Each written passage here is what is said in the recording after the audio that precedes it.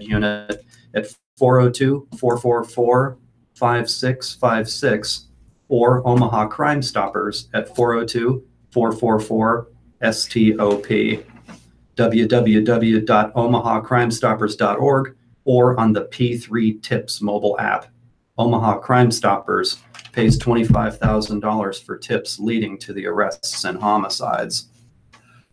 A $600 million investment in roads projects over the next 6 years will include Lincoln's South Beltway that would take traffic around Lincoln from 134th Street to US 77. 14 Lancaster County projects are included in the Nebraska Department of Transportation's program for fiscal years 2019 to 2024. Governor Pete Ricketts said the record $600 million investment, of which 40% is federal funds and 60% state funds, was made possible in part by the legislature's Transportation Innovation Act, enacted in April 2016 to provide new revenue programs and tools to the Department of Transportation. The Transportation Innovation Act, LB 960, introduced by Senator Jim Smith of Papillion, was related to completion of the Nebraska Expressway system and provided authority to the department to implement alternative contracting methods for the construction of state transportation projects. Department Director Kyle Schneeweiss said the South Beltway will be bid in 2019 and construction will begin in 2020. It will provide desperately needed safety and mobility improvements on that corridor, he said.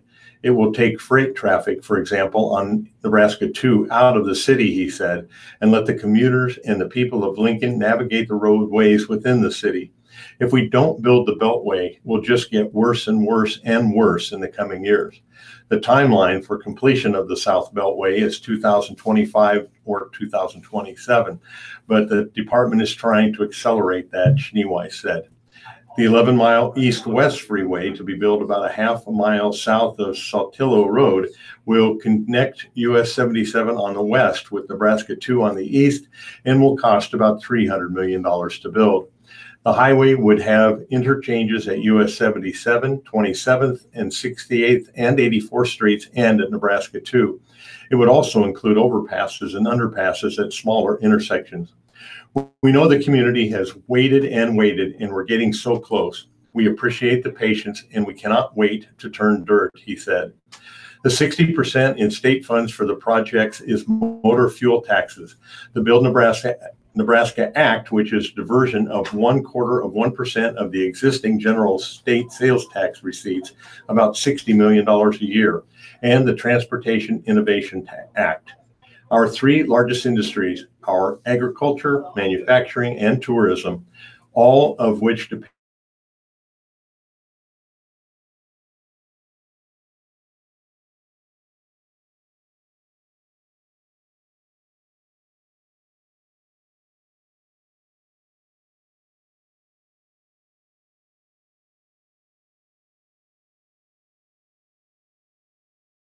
and Dodge counties, 18 miles of interstate reconstruction near Big Springs and Chapel in Dual County, statewide pavement and bridge preservation, including 14 miles on US 283 from Elwood North in Gosper County, 12.5 miles on US 77 from Princeton to Lincoln in Lancaster County, 10 structures on Nebraska 53 near Alexandria in Thayer County, 11 miles of Nebraska 64 in Omaha, Douglas County, and 6.5 miles on Nebraska 96 west of Burwell in Garfield County. The Nebraska Department of Transportation is responsible for nearly 10,000 miles of roads and 3,500 bridges. Ricketts' campaign manager takes on an extra job.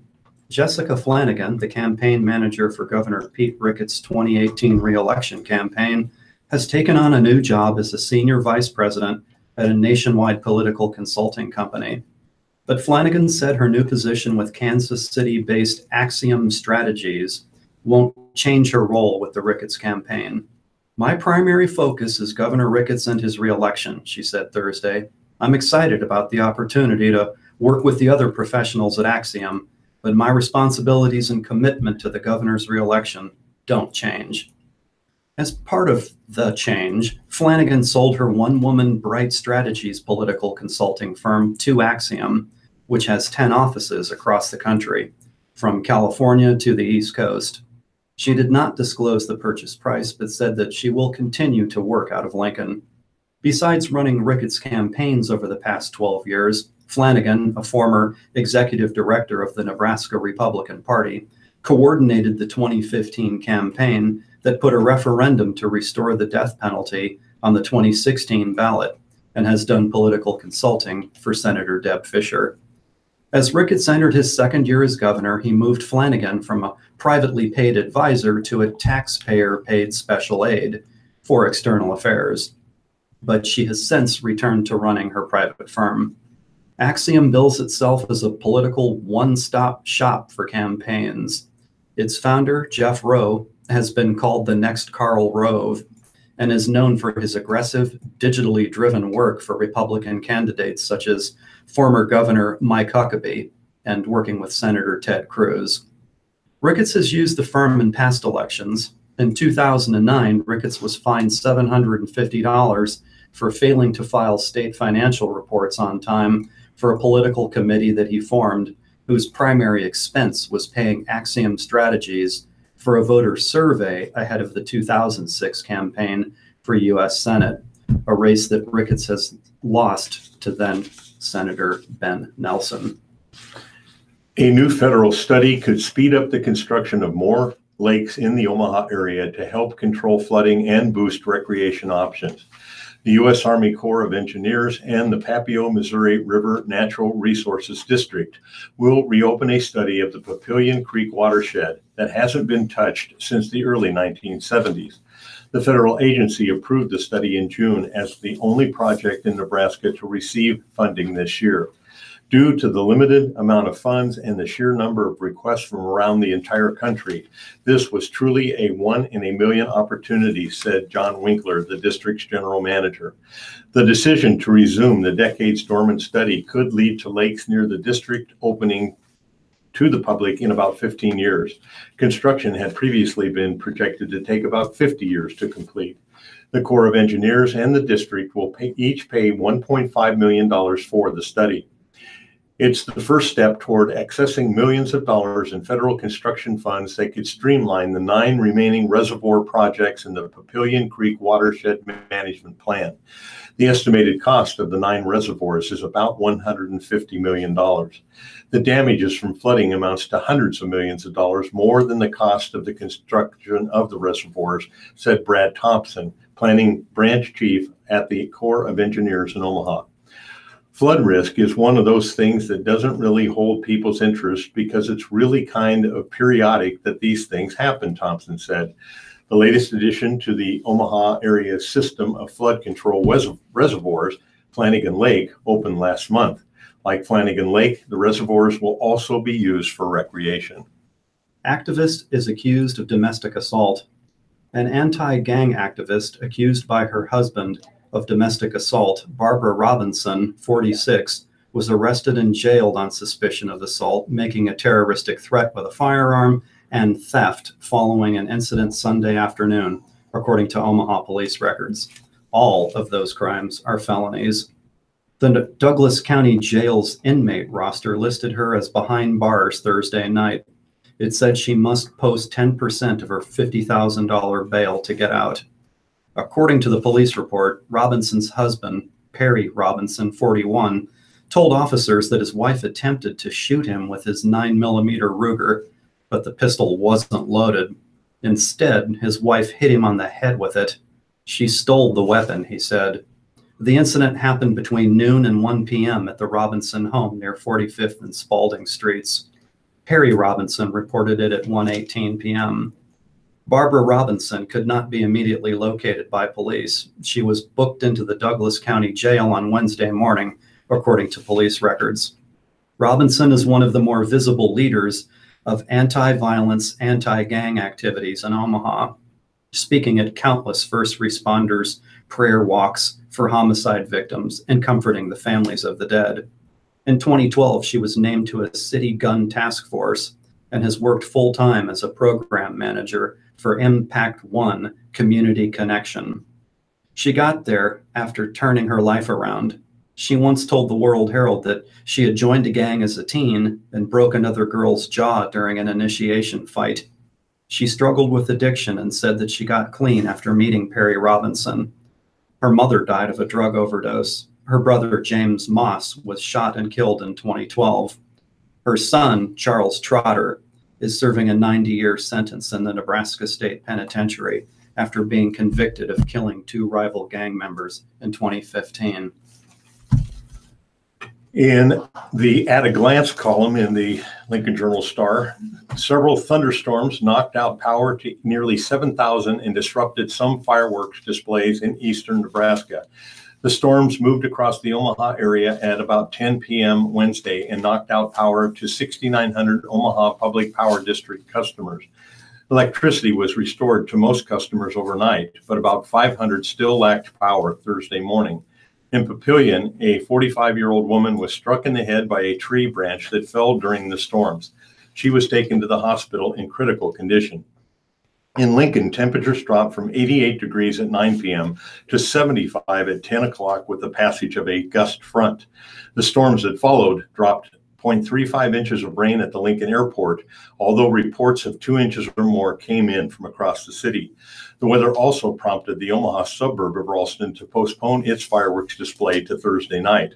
On Thursday morning, Ralston officials said the fireworks show would have to be canceled after the Omaha overnight storm ruined all the fireworks. North 10th Street between Military Road and Sun Valley Boulevard is now open to traffic. The street had been closed since May 2017 for reconstruction of the bridge over Salt Creek. Temporary lane closures will continue for the next 3 weeks as crews complete pavement markings and other minor work. The bridge had been widened to include a lane for southbound left turning traffic that reduces the risk of rear-end collisions and congestion.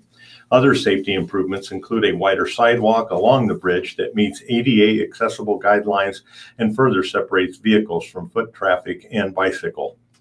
The bridge sidewalk now connects with the Salt Creek Levee Trail to meet the growing need for trail connectivity to the University of Nebraska-Lincoln campus to downtown Lincoln.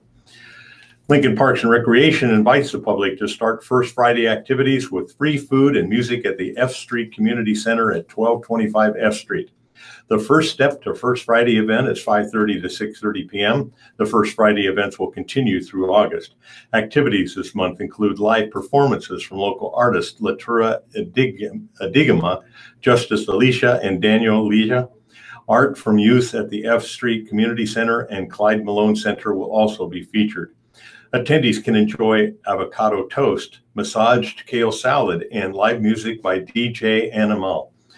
The Parks and Recreation Department is co-hosting the event with the South Downtown Community Development Organization.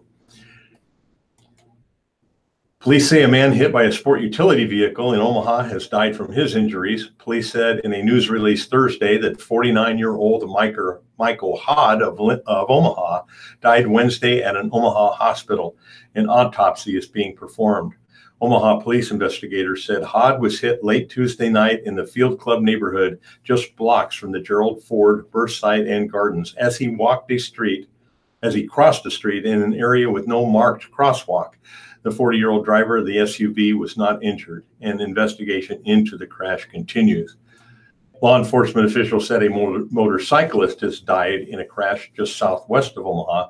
The Douglas County Sheriff's Office says the crash happened late Tuesday on West Center Road outside of Omaha when a westbound motorcycle collided with an eastbound pickup truck. Deputies say Ronald Roland of Utan was pronounced dead at the scene. The driver of the pickup was taken to an Omaha hospital. And finally, Nebraskans with disabilities and those who are at least 60 years old can continue to receive services through a state program made permanent by Governor Pete Ricketts. The Aging and Disability Resource Centers were part of a 2016 pilot program that was overseen by the Department of Health and Human Services. They designed to help people with disabilities gain access to a variety of long-term care services while also working with families and caretakers. The decision to make them permanent was announced Monday. The centers include counselors who provide unbiased information that is relevant to each person's specific needs and preferences. Fewer but just as severe fireworks injuries this year. Missing fingers, shrapnel in the eyes among the worst of the wounds. Burns, missing fingers, and shrapnel in the eyes. The number of injuries from this season's fireworks mishaps appears to be lower than last year's, but the nature of the injuries is sadly familiar. The Nebraska Medical Center has treated 7 people, plus 1 at Nebraska Medicine Bellevue, for fireworks-related injuries.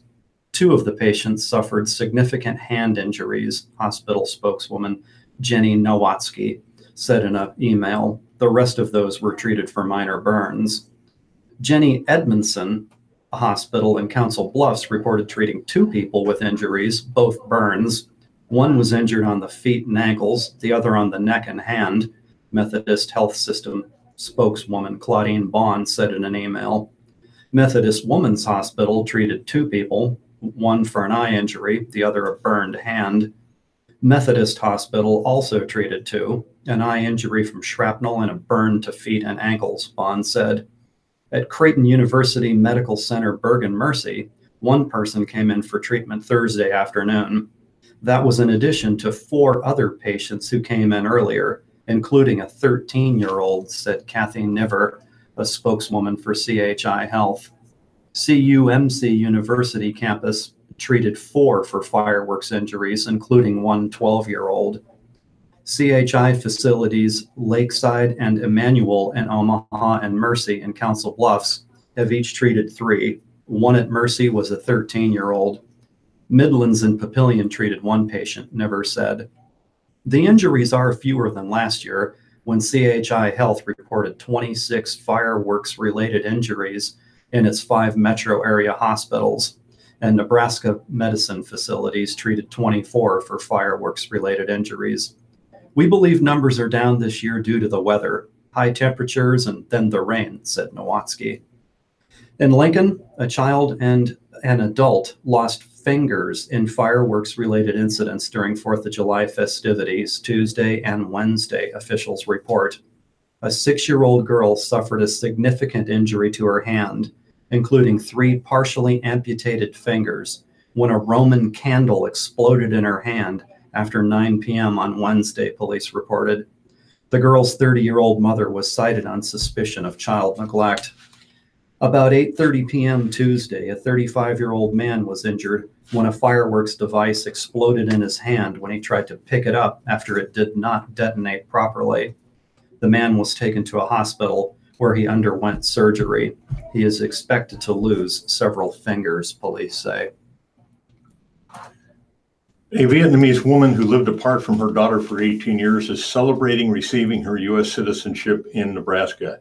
Thu Tran, 62, became a naturalized citizen last week. She's the mother of Chin Don, a reporter at KETV in Omaha, who spoke at the naturalization ceremony.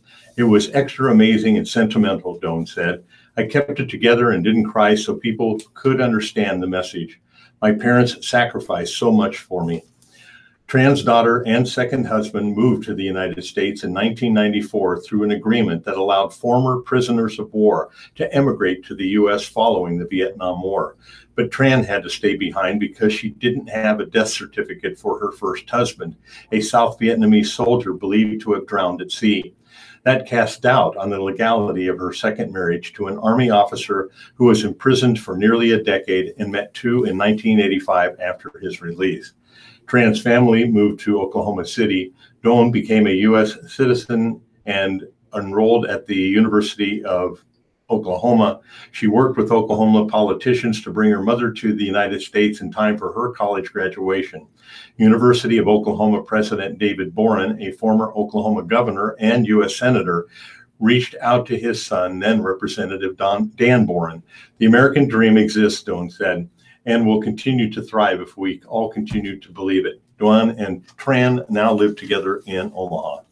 1 injured, 1 arrested in I-80 road rage incident.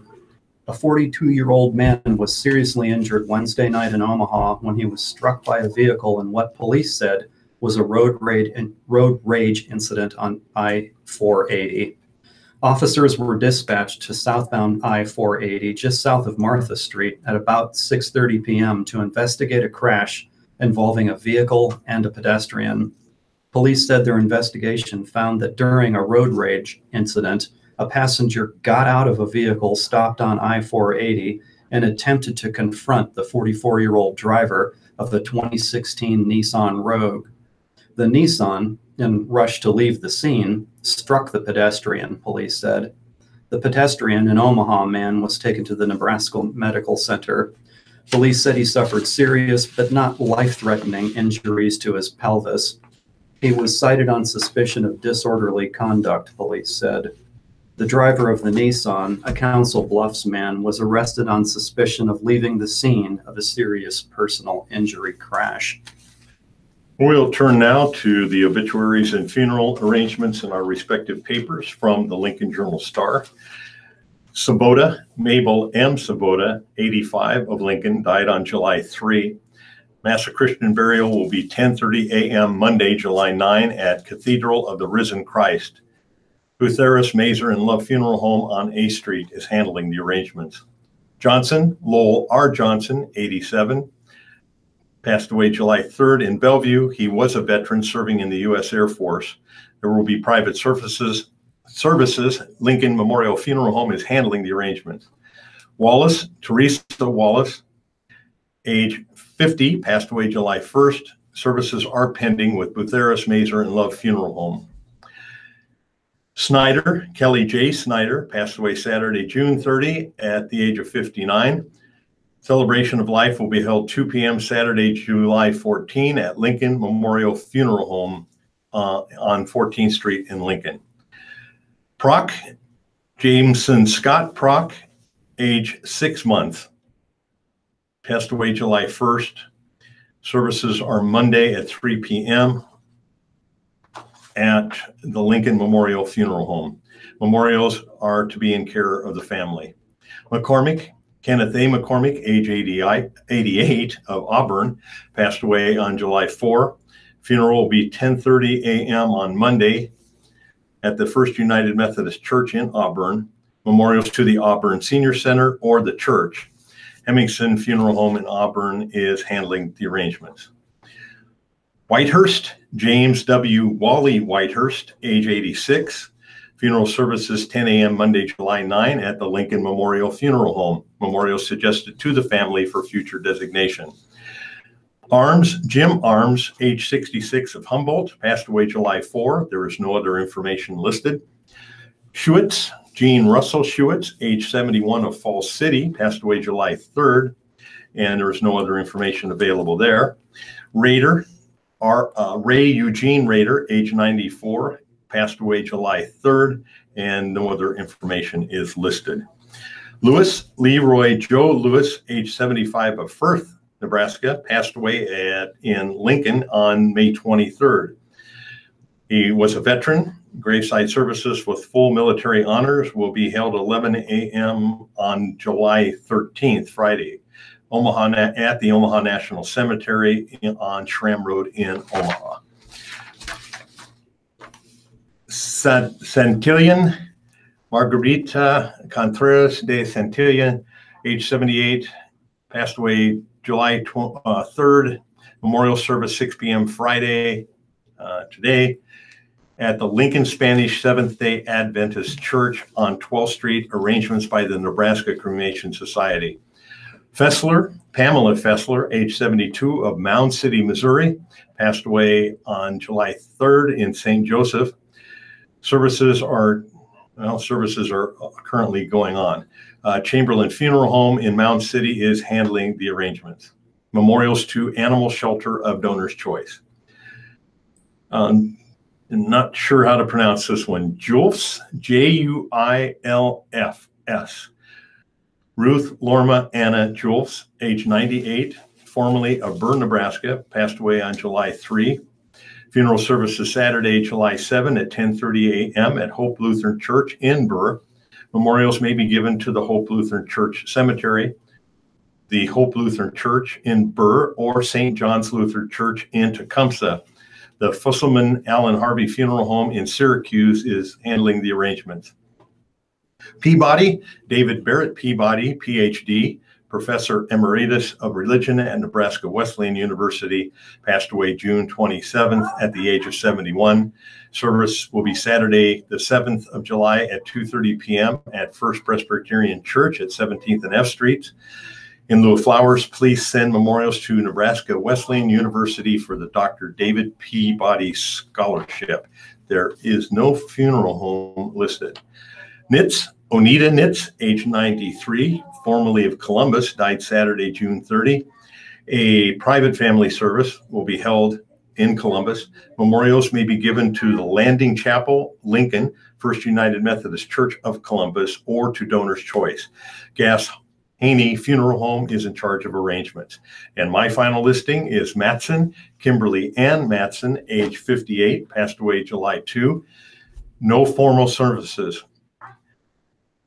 Bootheris, Mazer, and Love on A Street is handling the arrangements. They are having a visitation from 2 to 4 p.m. at the funeral home. Casual attire is requested. And in lieu of flowers, memorials can be made to the Capital Humane Society or People's City Mission. From the Omaha World Herald, Burt, Charles Edward Burt. Celebration of Charles' life is from 6:30 p.m. Friday to July 6th. 2018 at Reuter Mortuary, 50th and Ames Chapel. Evans Estella M., 68, who passed away on June 27th, 2018. Visitation is from 10 to noon Saturday, July 7th at Reuter Mortuary. Foster, Judith Foster, 69, passed away on July 1st. Services will be held at First Baptist Church in Plattsmouth, July 7th at 11 a.m. Arrangements may be made by the Arbor Society in Omaha. Waters, John Furnace Waters, retired Colonel of the United States Air Force, passed away on June 30th at the age of 101. Visitation is Monday, July 9th, from 5 to 7 p.m. at the Bellevue Memorial Chapel. Visitation resuming Tuesday, July 10th, from 10 to noon prior to the funeral service, both at Capehart Chapel, and memorials are suggested to be given to the disabled American veterans. Jensen, Carol L. Jensen, 77, passed away July 3rd. A memorial service Sunday, July 8th, 4 p.m. at West Center Chapel. Larson, Gary Larson, no age given, passed away on July 4th, and there'll be a cremation, no services as he wished. Remembrance gathering in La Vista Community Center on Saturday, July 7th, from 2 to 4 p.m. Mason, Justin K. Mason, 31, passed away June 28th. The visitation is Saturday, July 7th from 10 to 11 a.m., followed by memorial service at 11, both at Bellevue Memorial Chapel. McCormick, Kenneth A. McCormick, aged 88. The funeral is Monday, July 9th at 10:30, First United Methodist. Memorials to the Auburn Senior Center or the church itself. Maureen Milone, 76, passed away July 1st. Mass of Christian burial Friday, July 6th at 10 a.m. at the Christ the King Catholic Church at 654 South 86th Street. In lieu of flowers, memorials will be directed by the family itself. Nicola, Donald L. Nicola, 92, died July 1st. The Mass of Christian burial will be Monday, July 9th at 11 a.m. at the St. Leo the Great Catholic Church. Memorials to St. Augustine Indian Mission in Winnebago, Nebraska, or St. Jude Children's Research Hospital. Olson, Evan E. Olson, 90, passed away July 3rd. Memorial service Saturday, August 4th at 2 p.m. at All Saints Episcopal Church. Olson, Robert J. Olson, 57, passed away July 2nd.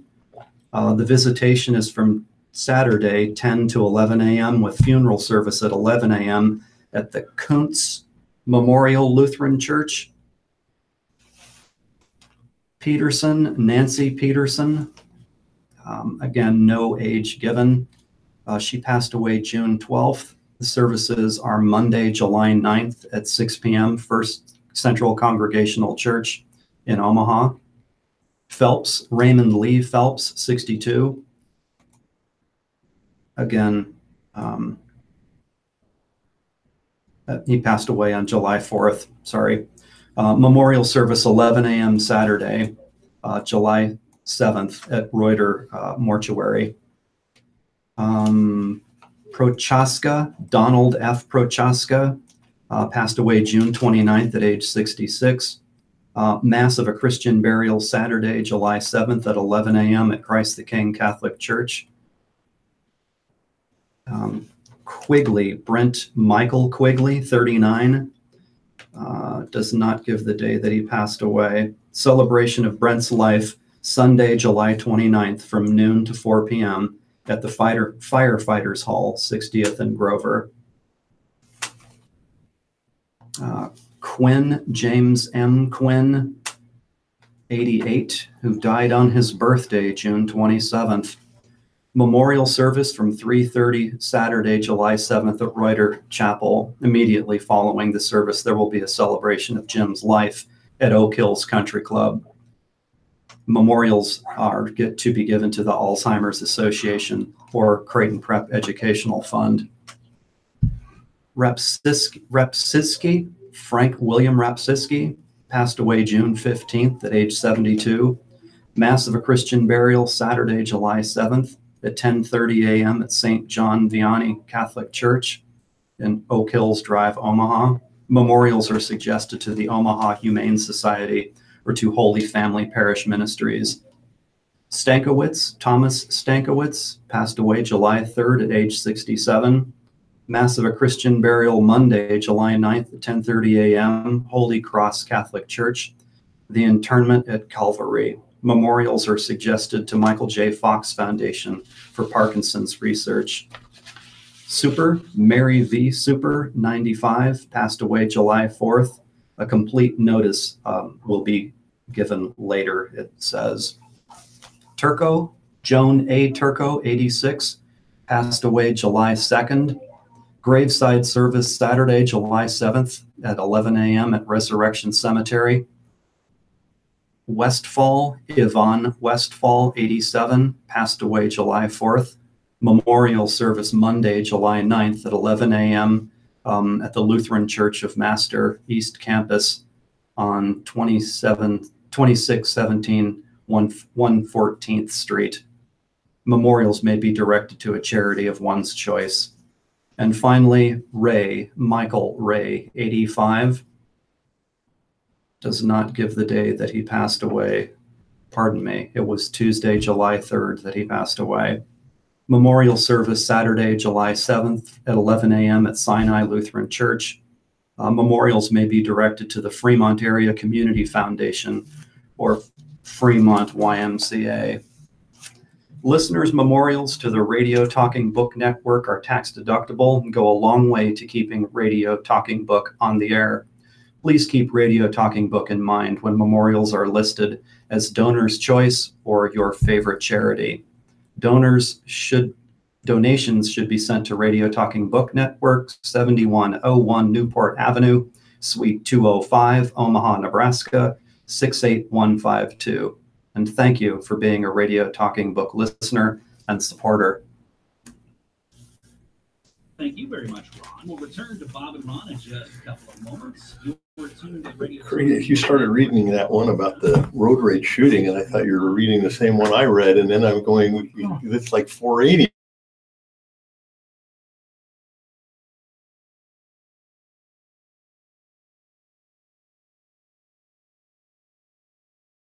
That we have now, that we just know more about it. But I've seen this, like this woman went nuts in New York on a bus and was using the N-word and screaming at everybody, and they finally threw her off the bus and arrested her. And it's just like one after another, these people just like going nuts. Wow. I don't know if they figure that that's okay now because of what's going on Is it the weather? in our government or what. It's something.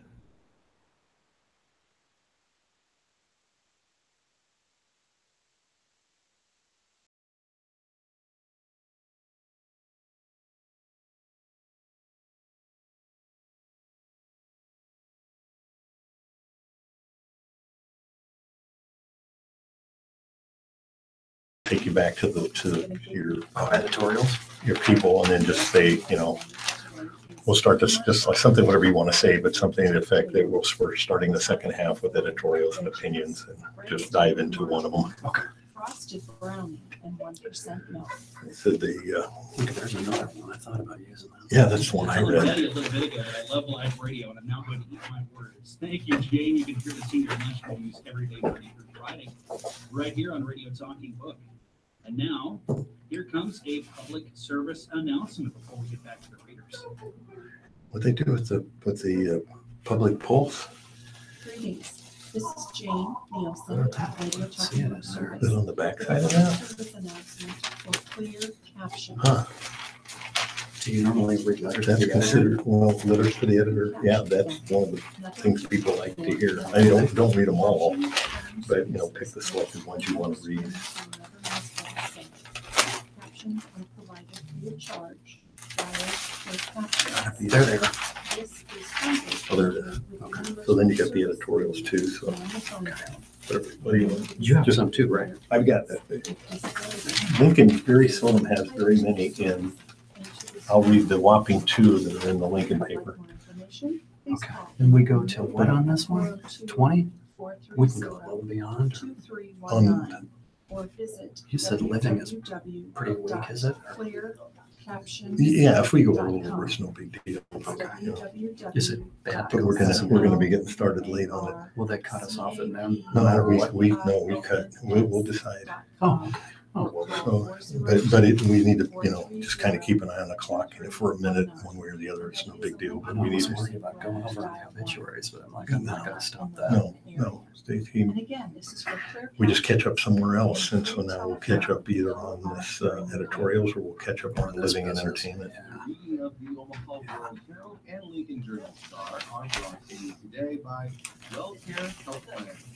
Proudly focused exclusively on providing government-sponsored managed care services for Medicaid and Medicare prescription drug plans to families, children, and seniors in Nebraska. Listening to Should I start off with the pulse or one of these? You can start with whatever you like. I would read some of the polls. Like I said, that's one of the feedback we get from the listeners. Is that's one of the most popular sections is the public poll. Let me do a few from that to start then, just to make sure. Thank you, Michael. I said you don't have to read them Have a all, good whichever laugh ones at you my think you expense. want to Okay, read. fine. I will now redeem myself. Let us now return to Studio A for the second hour of the live reading of the Lincoln Journal Star and the Omaha World Herald. And here come our live readers again, Bob Gotting and Ron Supernaut. Go ahead, gentlemen.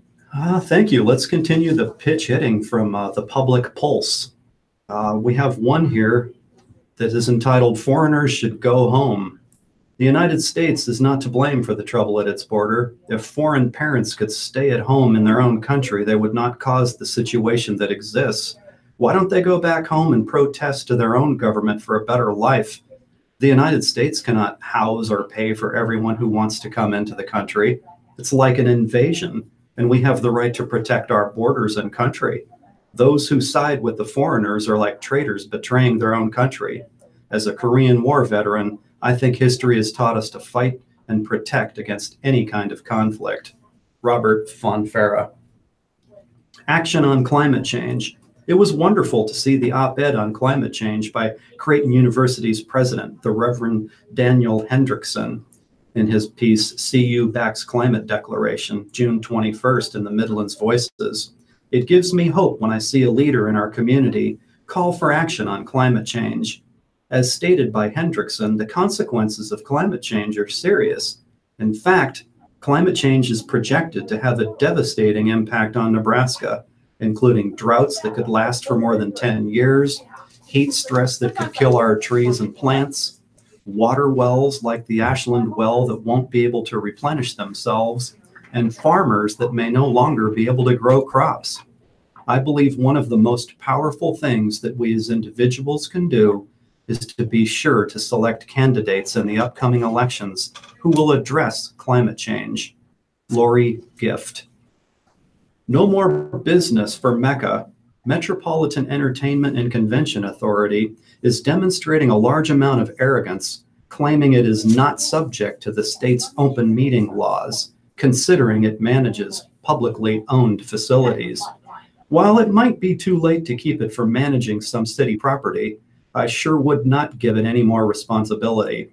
For example, anything to do with the proposed Jean Leahy Mall project.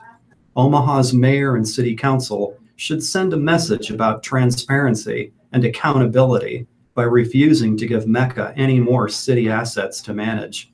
Ricky Fulton. Demeaning aid without cause. Riley Leary, in the June 11 Public Pulse, accuses food stamp recipients of misusing the program because they may buy and shop at stores which Leary disapproves of.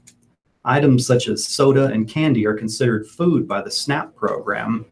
Participants are doing nothing wrong by buying them, just as they are not committing any abuses by purchasing expensive food by shopping at a convenience store. Contrary to what Leary believes, the amount of SNAP money available has nothing to do with the food choices or shopping habits of its recipients. SNAP benefits are distributed according to income, disability, and other factors. True abuse of the SNAP program occurs when people sell their benefits for cash, lie on their applications, or allow unauthorized persons to use their benefit card. People who do that are barred from the program and may face prosecution. Has the writer ever considered that SNAP recipients who use convenience stores may not live anywhere near a grocery store? And how is Leary so certain that they do not take advantage of store specials, or that they spend all their own money on cigarettes, alcohol, or tattoos? The writer appears to be another mean-spirited one who demeans those on government assistance without cause. May they never find themselves in need of such programs such as SNAP. Mary Louise McNeil. Niles Paul gives back.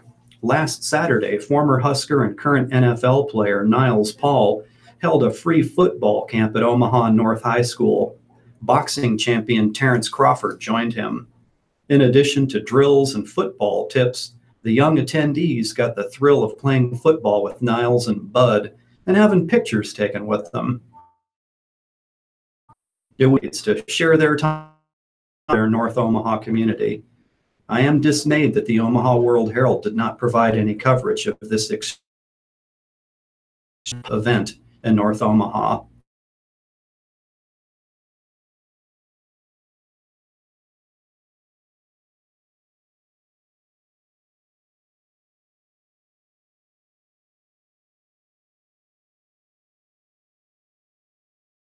First-hand knowledge of what happens when children are separated from their parents and suffer the trauma of a lifetime.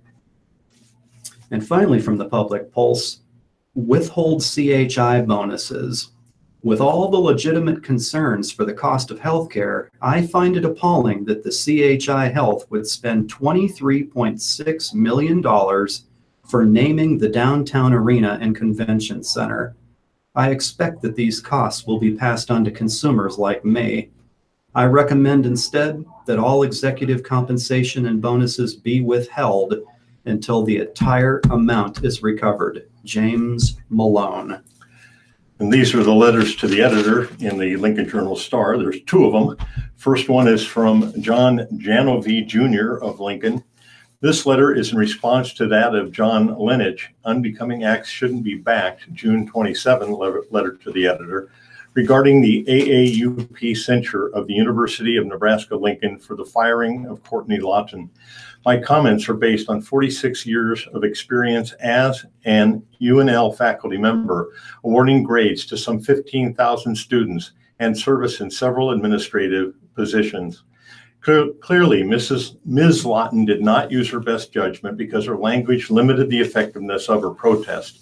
However, Ms. Lawton was not in the classroom, and the student she accosted would never experience academic discrimination because Ms. Lawton had no power over that student's grades, letter of recommendation, or future job prospects. Turning Point USA has a history of targeting so-called liberal professors, thus affecting their work environment.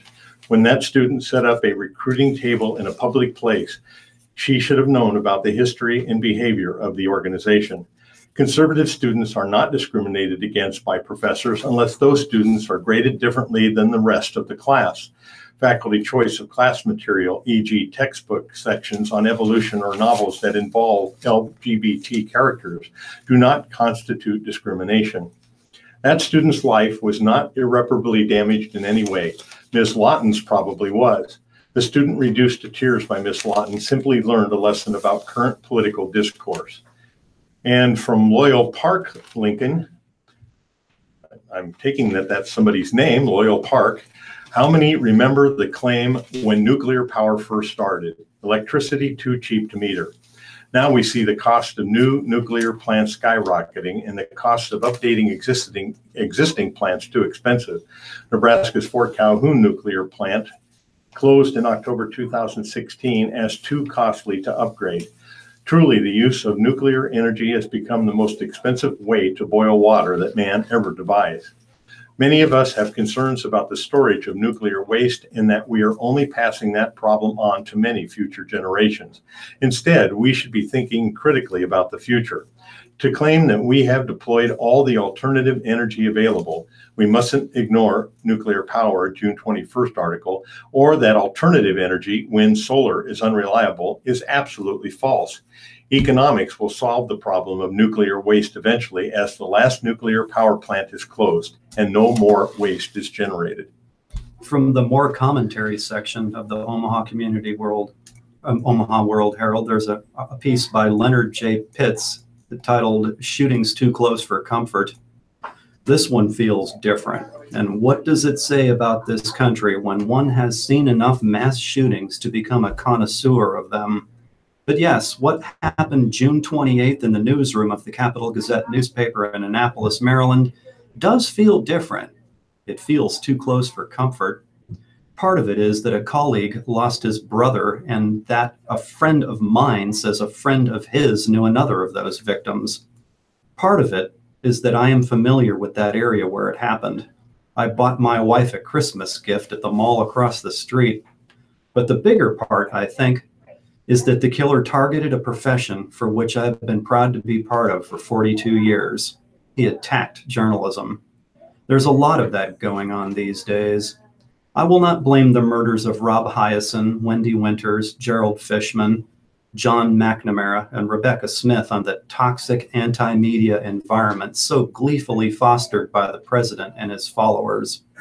I prefer to blame the killings on the killer, a 38-year-old man who, we are told, nursed a years-long grudge against the paper.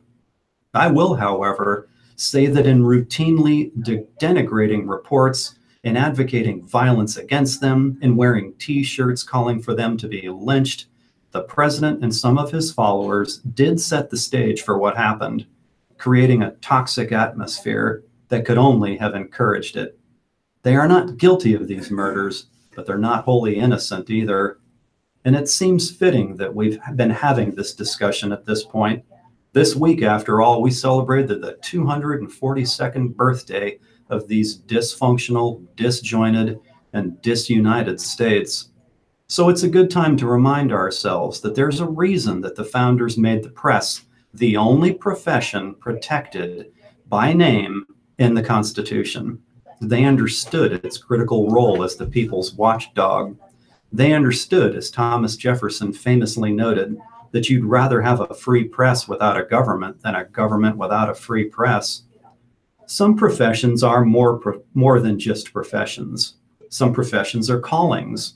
My apologies to any window washer, accountant, or electrician reading this, but I suspect few people ever gravitated toward those careers with idealistic thoughts of serving the greater good. But that's exactly what many people become soldiers and cops, teachers and clergy for. And yes, that's why many people become journalists.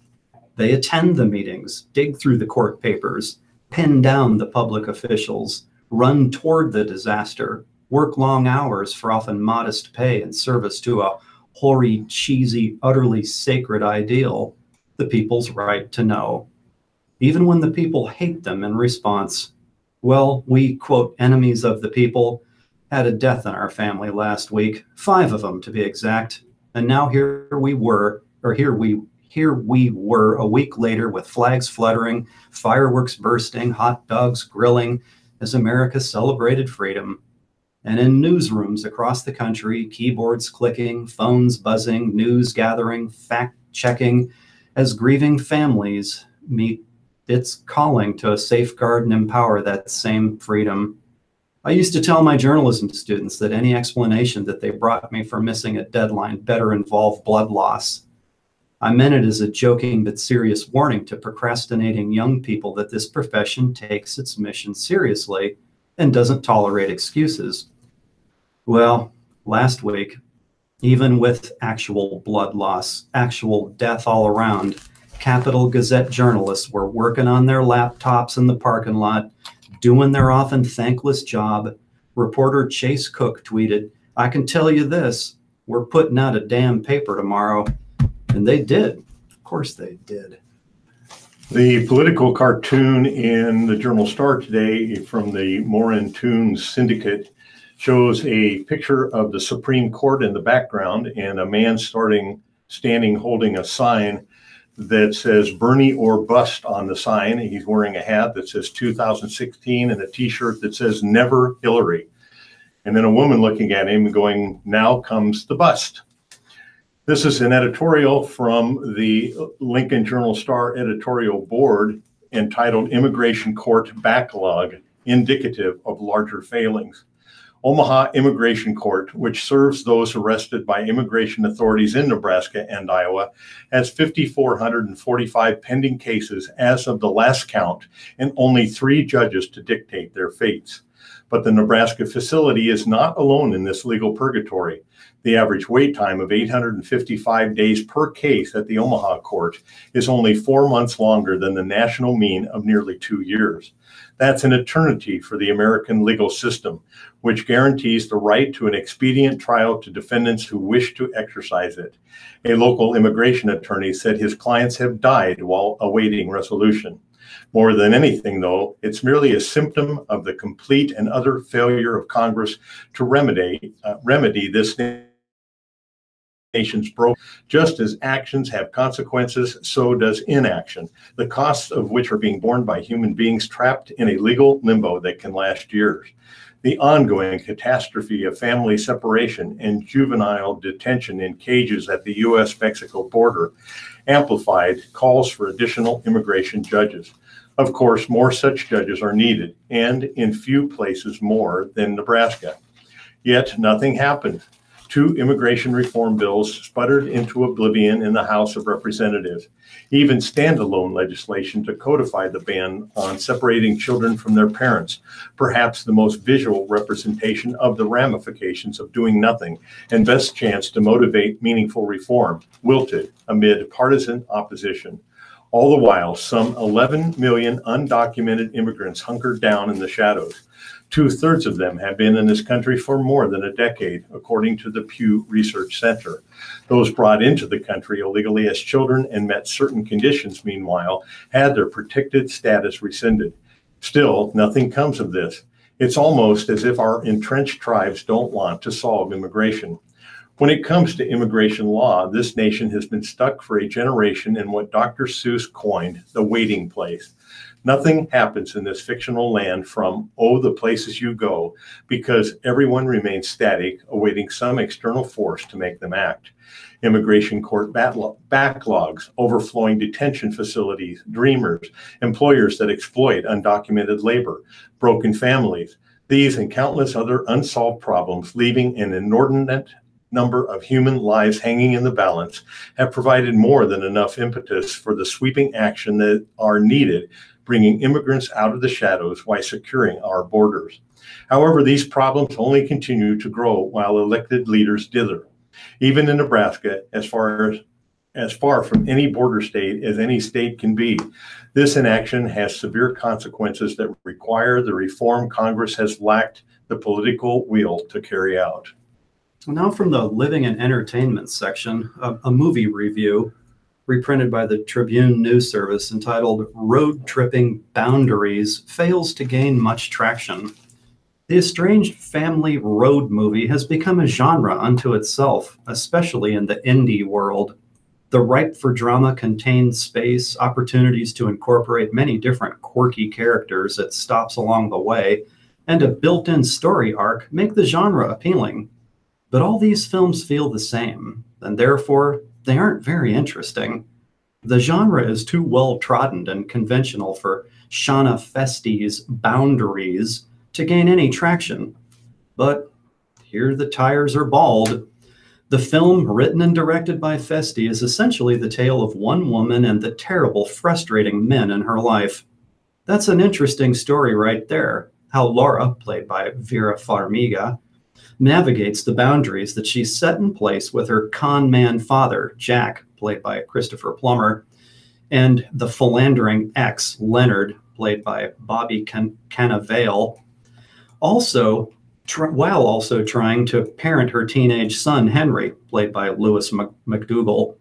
But Boundaries gets distracted from all of this, and with all the bells and whistles of this road trip, Boundaries is what happens when Laura does away with all of her carefully crafted boundaries and lets the problematic men in her life back in. In need of money for a special school for Henry, she agrees to drive her father from Seattle to Los Angeles in his vintage Rolls Royce, institutionalized by the state.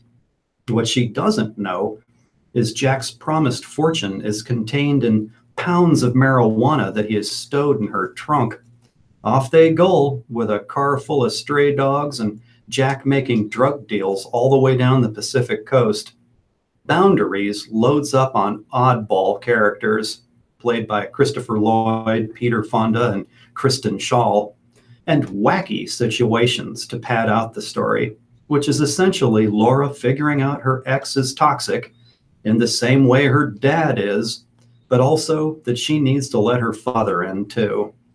Farmiga, a formidable actress, spins her wheels as the neurotic and harried Laura with a heightened energy, contrasting the easy cool of Plummer as Jack.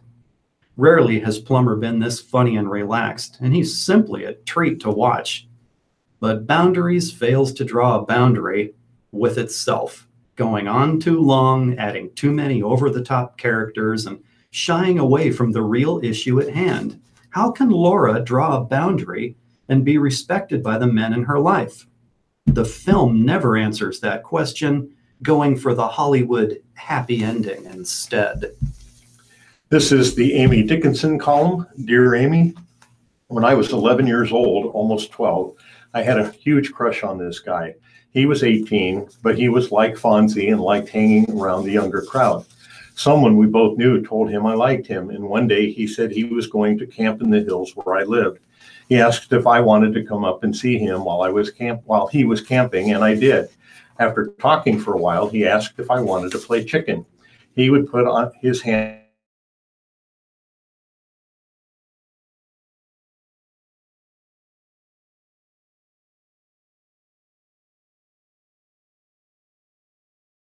couldn't get away from him. He pulled my pants down and he took advantage of me.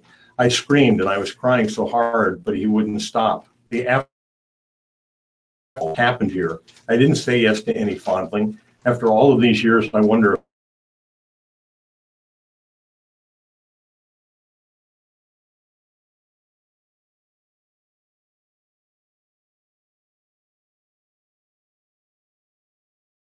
but shame is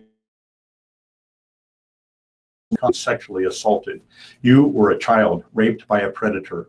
He was an 18-year-old guy hanging around with younger kids, and he found a victim. Picture that 11-year-old girl who had a crush on an older teen. You cannot blame that girl for what happened to her. That little girl did not get what she deserved. Imagine a different child having the same experience. Would you blame another child for what happened to her? I don't think you would. You would view that child with sympathy and compassion. Now you need to extend this same compassion toward yourself. Telling your story and asking these questions is a good first step to healing. I hope you will continue to talk about this. Call the number at theRAIN.org, Rape, Abuse, and Incest National Network Hotline, 800-656-4673, to talk to a counselor who can direct you to local resources. This man should be prosecuted. If possible, a counselor can help guide you through the process of deciding whether to try to charge this child rapist for this crime. Your query has likely helped other sexual assault survivors today. Thank you. Dear Amy, the issue of phone etiquette has come up with 2 adult friends. So I thought I would ask you and your readers what you think. One friend has a whole laughing conversation with someone else on her phone while she's at dinner with me. I have to wait while she laughs on the phone and then turns to me and says, "Oh, what were we talking about?" The other person interrupts our phone conversation 5 or 6 times by scolding her kids, scolding the dog, holding a conversation with her husband, etc. I guess I am just expected to wait. Sometimes I don't even know who she is yelling at. I have now stopped answering her calls. Is there no phone etiquette now? Signed, Techie. Dear Techie, I'm going to start by making an unscientific and very general observation that younger people are actually better behaved in terms of their phone etiquette than older people. My theory is that they have trained themselves and each other regarding what is acceptable based on what they can personally tolerate. The young adults I know all say they have no tolerance attitude towards phone use during meals.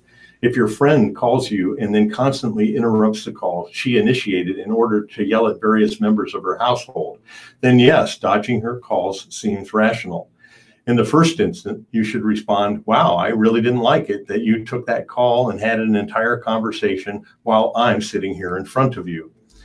Dear Amy, in your response to wanting romance, you suggested that this wife who wanted hearts and flowers should recognize her husband's efforts as romantic gestures. Fair enough. But how about suggesting that wanting becomes a provider herself so that her husband doesn't have to break his back working 50 hours per week? He might be more inclined to romance if he wasn't exhausted all the time. Signed, Another Perspective. Dear Perspective, great advice. Thank you. And now 3 pieces of dining news from the metro area. Indian restaurant headed to former O Lounge site. The Shahi Indian Grill is headed to the Old Market. The restaurant, which has locations in Sioux Falls, South Dakota, and Sioux City, Iowa, will be open at 1015 Farnham Street, and it will be located in the former O Dining and Lounge, which announced its closure last month. The 2 other Shahi restaurants serve a menu of dishes that will be more familiar to Indian food lovers: butter chicken, curry, saag, korma, as well as Indian soups and breads. For more information, visit facebook.com/Shahi Omaha Downtown. Cajun classics and more at a new restaurant. Acadian Grill Scratch Kitchen, which is serving a menu of Cajun classics, is now open. The restaurant is in the former location of Voodoo Taco at 725 North 114th Street. Dishes that you might imagine: crab cakes, po' boy sandwiches, fried catfish, and cornbread, along with a few creative dishes like gator bites and boudin balls, as well as the selection of Cajun-inspired pasta dishes. For more information, call 402-933-0980 or visit acadiangrill.com. You will soon be able to rent a karaoke room in the Blackstone. Now you can live out your Lost in Translation karaoke dreams right in Midtown Omaha. Or you'll be able to, soonish. Reno's Karaoke, a private room karaoke bar, will open this summer near 39th and Farnham Streets. The bar will include themed rooms that customers can rent by the hour. The room themes include Christmas party, green room, a 1960s room, a 1970s disco room, and Karaoke Con, named after the famous Tokyo karaoke bar that appeared in Lost in Translation movie. The private rooms vary in size and can accommodate both small and large groups, at least up to 20. Each room has a karaoke system that can either be used with a traditional remote or through a smartphone. The karaoke bar itself is named after Reno, a dog that was often seen around the Blackstone neighborhood. The bar, which is owned by the same group that runs Blackstone Meatball, will also have a bottle service. A main bar will be the spot for the non-karaoke singers. And there, a large screen will play live concert footage. The bar will serve signature and classic cocktails and craft beer. The bar will also have an outdoor patio on Farnham Street. For more information, visit renokaraoke.com. This is the John Roseman parenting column, and actually this week was unavailable, so they published a column that was originally published in 2013, and it's called Stop Playing Referee to Fighting Kids. Question: how can we help our 7-year-old twin girls stop fighting? They constantly provoke and antagonize each other. We thought this was just normal sibling conflict, but it seems to be developing into actual resentment. One of them is now saying we love the other more, and the other one bullies and intimidates her when we're not looking. We seem to be doing nothing but mediating their fights. Help. Answer: as long as you referee their squabbles, this is only going to get worse. Even the most well-intentioned referee who is only trying to level the playing field ends up identifying one child as the villain and the other child as the victim. In effect, the victim wins. The supposed villain must apologize, give the toy back, or do whatever the parent referee thinks is necessary to make matters right again. No matter what the particulars of any given conflict situation are, the villain always ends up feeling unjustly convicted. She begins, therefore, to plot and look for ways to even the score. The victim, meanwhile, begins looking for opportunities to set up the other child to look like the villain again, and around they and you go. Parents need to understand that the book of sibling conflict cannot be judged by its cover. It may seem as if the child who most often occupies the role of victim is suffering abuse, but she is actually willing to endure insult and even pain in order to obtain the perverse satisfaction of seeing her sibling humiliated and punished. In the long run, the role of victim becomes increasingly incorporated into her social behavior, and she begins playing it with other children. The only way to solve this problem is to put both children in the same boat, to hold them, in other words, equally responsible for the problem. That requires that you stop refereeing, that you stop assigning the roles of villain and victim, no matter what the situation looks like on the surface. Tell them that from now on, they are responsible for solving their problems. If they get you involved by complaining, tattling, or creating a loud ruckus that attracts your attention, both of them will sit in separate chairs in separate areas of the house for 1 hour. That's the warning shot across the bow. The second such offense on any given day results in both of them being confined to separate areas of the house for the rest of the day and an early bedtime. In that event, make sure that the separate areas are equally boring. Must be fair, you know. Done consistently and dispassionately, that will motivate them to solve their problems without involving you. This plan may also greatly improve their relationship, not right away, mind you, but eventually, because it requires them to cooperate and collaborate. In effect, you become the villains, and their job is to keep you off their backs. A more peaceful home is just around the corner. And one more 4th of July piece entitled "Fireworks Bring Some of the Year's Worst Air Pollution." Americans' fervor for the 4th of July fireworks has some unfortunate side effects, but there's also a more widespread hazard from the yearly outburst of pyrotechnics. It spikes air pollution so sharply it becomes dangerous for everyone to breathe. Independence Day and July 5th consistently have some of the worst air quality of the year. With so many fireworks going off at once, levels of fine particle pollution, a stew of tiny, lung-damaging specks of toxic soot, smoke, and ash, known as PM 2.5, surge several times higher than federal health standards allow. Pollution levels jump sharply around 8 to 9 p.m. the evening of 4th of July, around when it peaks or when it gets dark, reaching their very peak late at night. The unhealthy pall hangs in the air still, nighttime air and lingers there throughout the following morning like a kind of hazy hangover from the night's revelry. A 2015 nationwide study by U.S. government scientists found that on average, concentrations of fine particle pollution for the 24-hour period beginning at 8 p.m. on the 4th of July are 42% higher than on any other days.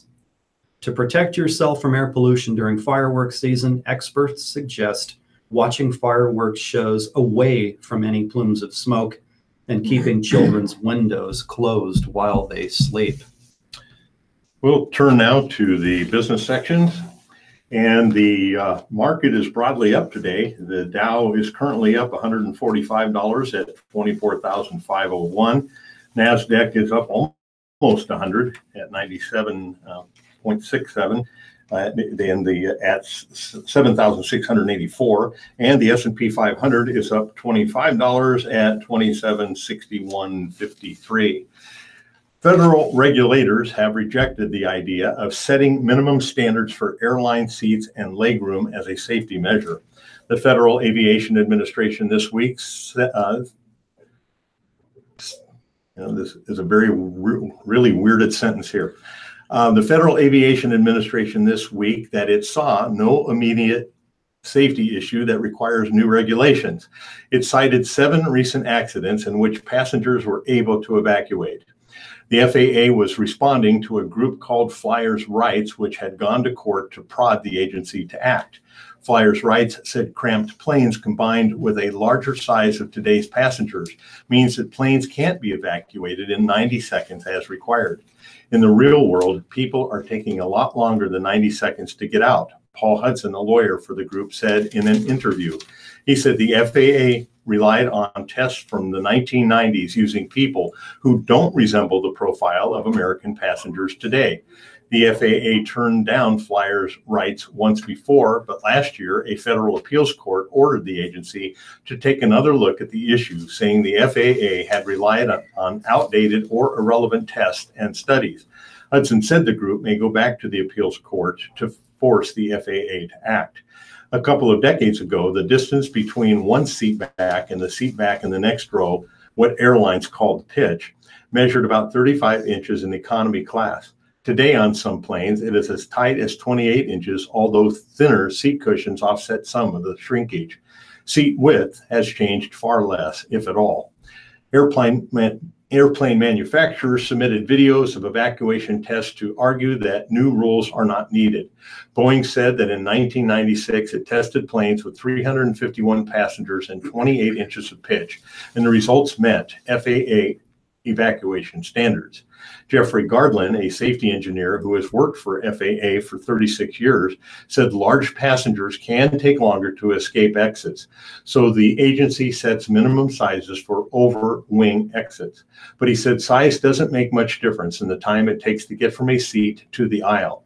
In an affidavit, Gardlin cited 7 accidents since 2015 in which passengers were able to escape planes designed to meet current standards. Some passengers were hurt during evacuations, but none died in fires, even those that destroyed the plane.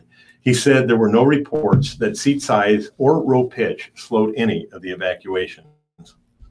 Bluster aside, U.S. and China vulnerable to economic pain. Trade war would be mutually damaging, analysts say. The U.S. and Chinese governments were flashing a lot of bravado just before firing the first shots in a conflict that risks erupting into a mutually damaging trade war. China will not bow in the face of threats and blackmail, nor will it be shaken in its resolve to defend global free trade, a spokesman for Beijing's Commerce Ministry declared Thursday, one day before the two sides were to subject billions of dollars of each other's goods to punishing tariffs.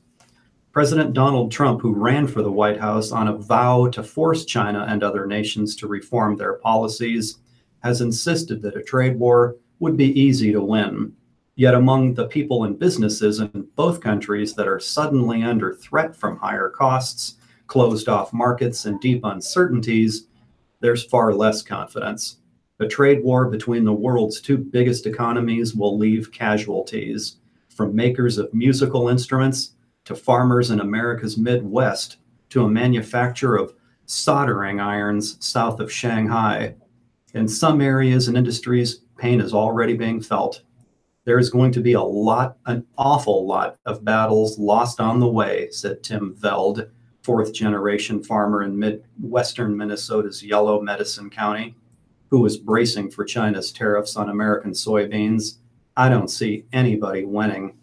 Tong Fei Bing, general manager for China's Ningbao Top East Technology Company, which makes soldering irons and had been exporting 30% of its output to the United States before sales plunged in advance of tariffs, is also worried. There is a chance that the company will lose so much money we might go bankrupt, Tong warned. I will do whatever I can, including layoffs, to stem that. Trump's trade team insists that the United States wields a decisive edge over China in a trade war. China sells much more to America, $524 billion last year, than Americans sell to China, $188 billion, and so is more vulnerable to tariffs. But trade analysts are skeptical that Beijing will blink first. The question, said Philip Levy of the Chicago Council on Global Affairs, is which side has more political tolerance for pain? How about the business briefs? We got just a couple minutes here. Service firms expanded at a strong pace in June. U.S. service firms expanded at a surprisingly strong pace in June as companies saw gains in business activity and new orders. The Institute for Supply Management said Thursday that its services index rose to 59.1 last month, compared with 58.6 in May. Any reading above 50 signals growth. The services sector, where most Americans are employed, has now expanded for 101 consecutive months, or more than 8 years. The solid gain in the services sector followed an unexpectedly strong reading for the ISM's manufacturing index, which came in at 60.2 for June. 30-year mortgage rate falls to 4.52%. Long-term U.S. mortgage rates fell this week, offering a slight degree of relief to would-be home buyers. Mortgage buyer Freddie Mac said Thursday that the average rate on a 30-year fixed-rate mortgage dropped from 4.52% from 4.55%. And in the 5 of the last 6 weeks. The average rate on a 15-year fixed-rate loan slipped from 3.99% from 4.04% last year. Iran tells Trump to stop tweeting about oil prices. Iran's representative to OPEC says U.S. President Donald Trump should stop tweeting about wanting lower oil prices, saying that doing so has the opposite effect. Hossein Kazempour Ardebeli was quoted by the oil ministry website Thursday as telling Trump to please stop, adding that with your frequent and indecent tweets, oil prices have gone up $10 a barrel. Trump has repeatedly called on the oil cartel to reduce prices. It's time now for sports, and this is a Stephen Sipple article from the Lincoln Journal-Star on Husker football. Aristotle probably didn't have Nebraska's quarterback situation in mind when he said, "Hope is the dream of a waking man." Hope is a critical element in life, especially if your life involves cheering for a Nebraska team that will start a quarterback in 2018 who has zero experience in a major college football game. You hope he can handle it. It would require an evildoer to knowingly quash someone's hope. However, being wary of hype, a byproduct of hope, I was guilty in a big way. Several folks were guilty of applying too much hype to the Tanner Lee discussion last season. He was okay as the full-time starter, okay at times, but hardly anyone anticipated his 16 interceptions. So forgive me for being particularly wary of the Adrian Martinez hype that kicked up recently, including, but not limited to, this tweet from former NFL Scot John Middlecoff. Watch some of Nebraska's freshman quarterback from Fresno, Adrian Martinez, today. Damn, him and Scott Frost gonna be scary. Kid is a baller, Marcus Mariota type, can fly and spin it. Here's hoping Martinez, a true freshman, possesses the necessary level of maturity to laugh off anything that even remotely resembles a comparison to the 2014 Heisman Trophy winner. Martinez was impressive in the red-white spring game, but come on, man. Here's hoping Martinez understands the difficulty of achieving the sort of day-to-day consistency required to guide a Power 5 program to a strong season. Along those lines, here's hoping Martinez understands the importance of resilience. He's going to make some awful plays once preseason camp begins August 3. How well will he bounce back from those plays, especially as he competes for the job with Tristan Gebbia and walk-on Andrew Bunch? If I ever need a gentle reminder to avoid hyperbole in the Martinez discussion, I'll shift my thoughts to Gebbia, the redshirt freshman who could well be the starting quarterback September 1 against Akron. If Gebbia currently plays second fiddle to Martinez in the eyes of media and fans, it's largely because of Martinez's size, 6'2", 205 pounds. Speed and athleticism tend to capture the imagination and elicit hope, and yes, hype. But Gebbia, 6'3", 185 pounds, possesses advantages of his own. To wit, although he sat out last season, he traveled with the team and was involved in game preparation, including on Fridays at the team hotel. As a result, he has a strong understanding and appreciation of what transpired and why. At the risk of effectively trying to tamp down Martinez hype with hype about Gebbia, flashback to last August. 2 weeks into Nebraska's preseason camp, former offensive coordinator Danny Langsdorf hedged when he asked which backup, Patrick or O'Brien or Gebbia, was number 2. Not totally clear, Langsdorf told reporters. Many assumed O'Brien was the top backup, but Gebbia played well enough in camp to give his coaches something to think about. That's something more than cotton candy hype. There's substance there. O'Brien, of course, no longer is with the program, having transferred to Colorado State. Gebbia remains in the fold. He's all in and will be all out to capture the starting job with a full preseason camp under his belt. Former Nebraska coaches always raved about Gebbia's work ethic. You have to kick him out of the video room, Langsdorf said. The kid also made plays once the pads were on. He sees things and makes a throw, Mike Riley said last August. And I'm still to the point where him being a freshman, I'm like, oh my gosh, that was a good play. I just think he's a player. I know that's an old cliche, but I think he's a player. I've been real impressed with the poise. His work ethic is off the charts. He's up there in the video room as much as the coaches. He's an amazing young man with his diligence. Those should be regarded as beautiful words to Nebraska fans because it's strong evidence that Gebbia will do all he can to make sure he becomes the starter, which can only help Martinez's progress. Of course, that's assuming the rookie is ready to respond to daily competition in the heat of August. In that regard, I've long been struck by the intense nature of preseason camp in Nebraska. I've seen players crack under the demands. Hell, I've seen coaches crack. When fall semester classes begin, it adds another layer of responsibility to the quarterback's plate. Nebraska's young signal callers must learn Scott Frost's mentality, demanding spread system, manage the offense as a unit, veterans and young players alike, as well as manage their own lives away from Memorial Stadium. Gebbia can tell Martinez about the inherent challenges of the overall task. Soon enough, hype will mean nothing as the realities of fall arrive. My heavens, those realities crashed down hard on Lee last season. I find hope in the darkest of days and focused in the brightest. The Dalai Lama once said, I do not judge the universe. Meanwhile, I no longer listen when folks judge quarterbacks based on how well they spin footballs during the offseason, especially when those quarterbacks are wearing shorts and T-shirts. I learned that lesson last season, finally, during some exceedingly dark days for Nebraska's program. We must accept finite disappointment, but never lose infinite hope, Martin Luther King once said. Hope is beautiful. It helps you navigate the darkness. Nebraska fans know it all too well. WellCare of Nebraska is proud to bring you today's reading of the Omaha World Herald and Lincoln's Journal Star.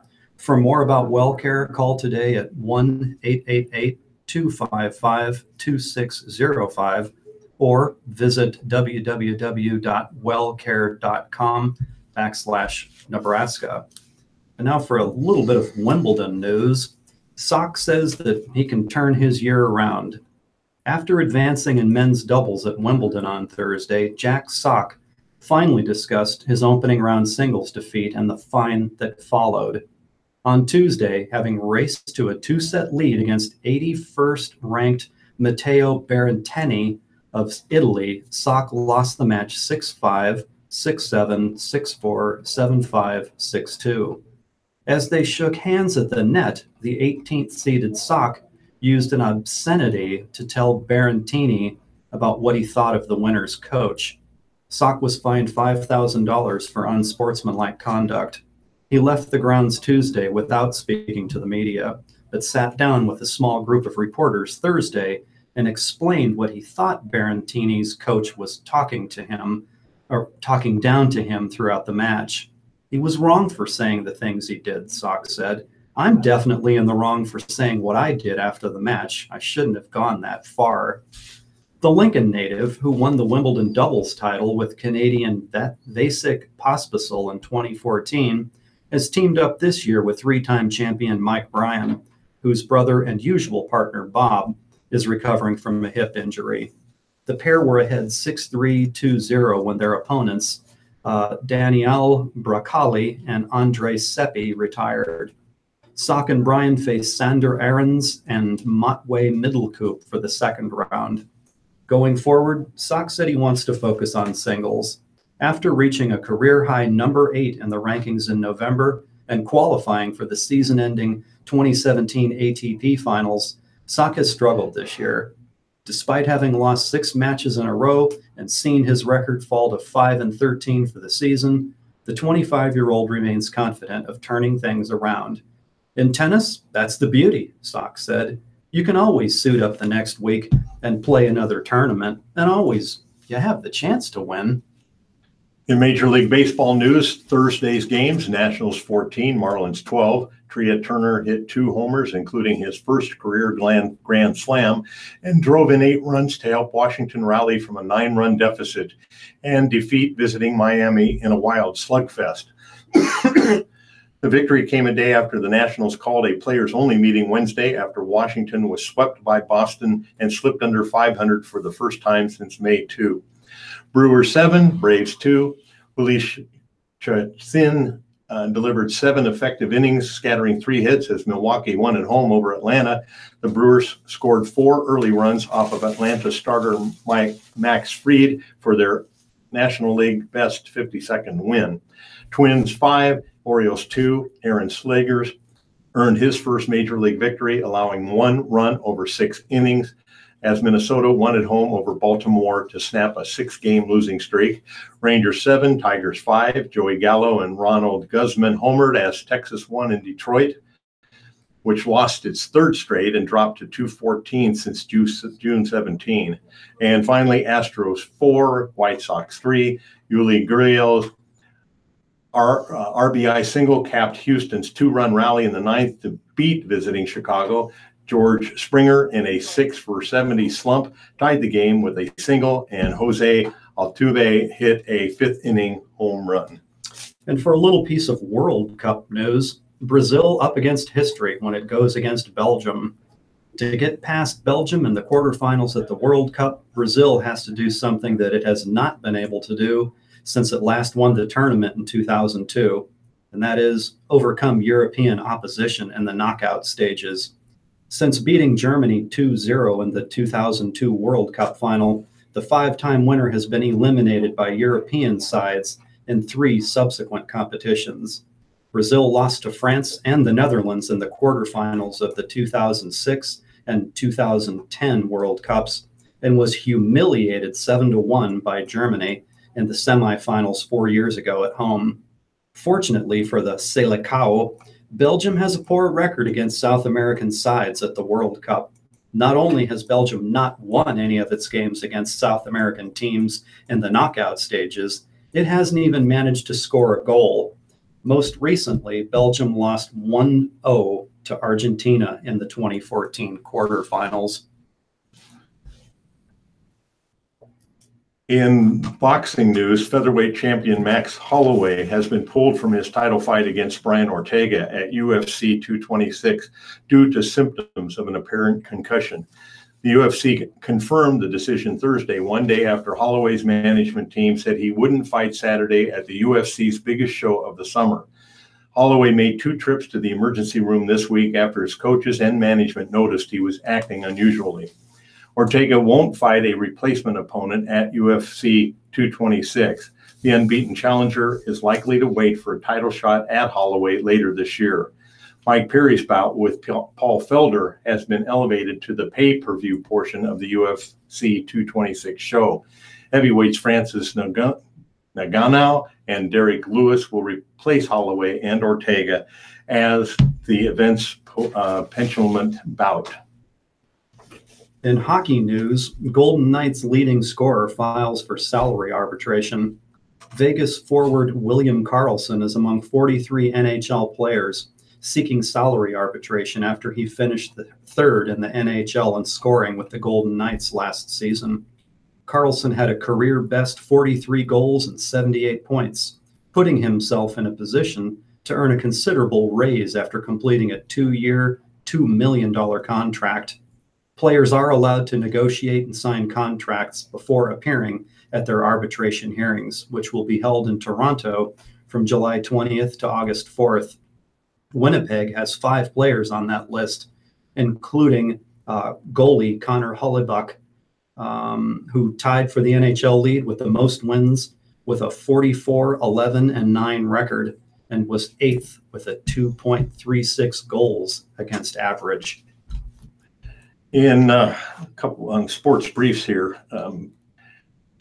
former Nebraska basketball star Ty Webster played 4 minutes off the bench for the Miami Heat, going 0 for 1 from the field and adding a steal in the Heat's 86-76 victory over Sacramento. In hockey, former Lincoln star Jared Bowl announced his retirement from professional hockey Wednesday after 11 NHL seasons. Bowl spent 9 seasons with the NHL's Columbus Blue Jackets and 2 more with the Anaheim Ducks. The Stars franchise leader in penalty minutes played 579 games with 66 points in his NHL career. In track, Zach Britton, who was one of the NAIA's top throwers while competing at Doane, is headed to the Nebraska Kearney as a graduate transfer. Britton, a Grand Island Central Catholic graduate, was a national runner-up in the shot put in 2017 and a national runner-up in the discus in 2018. And it's straight up on the hour. Time for Ron and I to wrap up our papers for other programming. This is Bob Gotting. It's been a pleasure reading for you today. Sounds like it's going to turn hot again, so keep cool. Have a wonderful weekend. He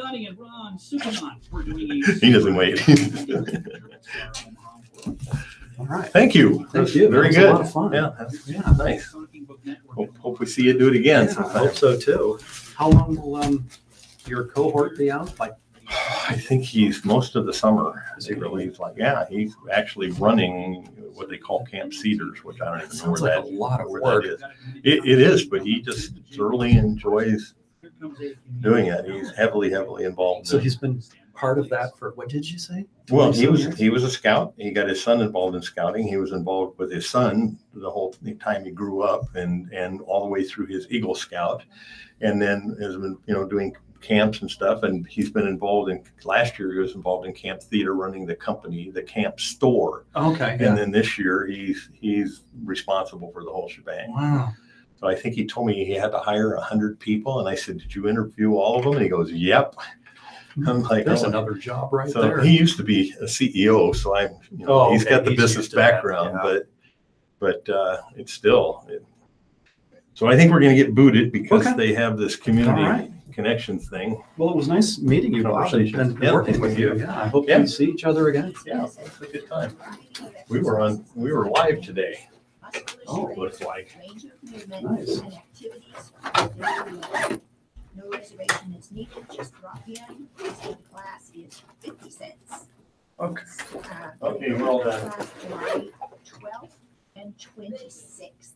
So keep this in mind for the.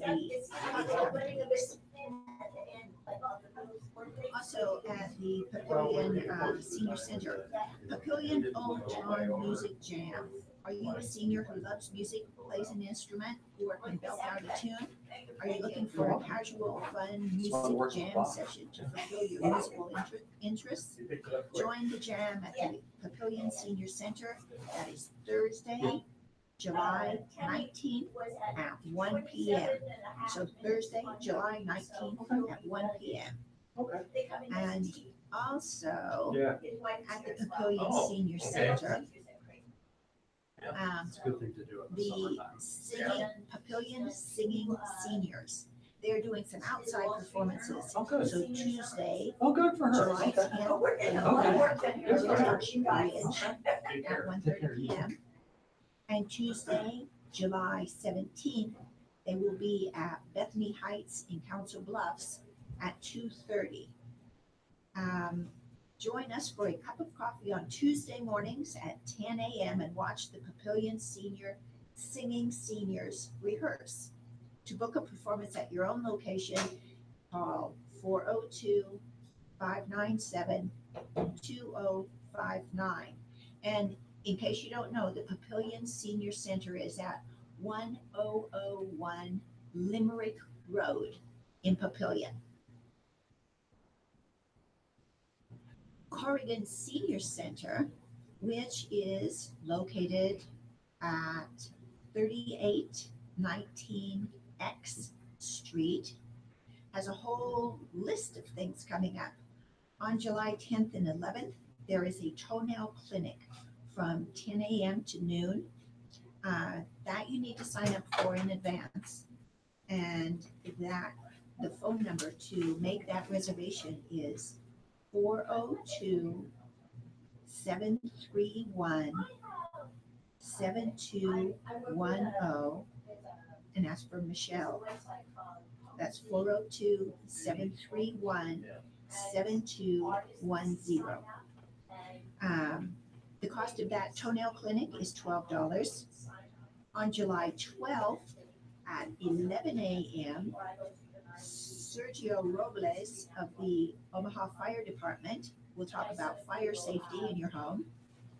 July 16th, the VA Betty, you're missing yourself. Nurse Association is doing a presentation on nutrition for those over the age of 50. That's going to happen at 10 a.m.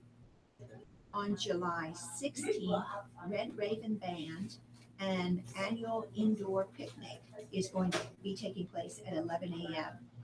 For that, again, reservations are required no later than July 13th by noon. And on July 23rd, music by Paul Siebert from the Merrymakers at 11 a.m. For those of you who need that reservation number, again, it's 402-731-7210. At the Dora Bingo Senior Center, which is located at 923 North 38th Street, on July 9th, they will be having a book club conversation. On July 25th, this is the good one, there is a birthday party and a luncheon at noon, and you eat free if your birthday is in July.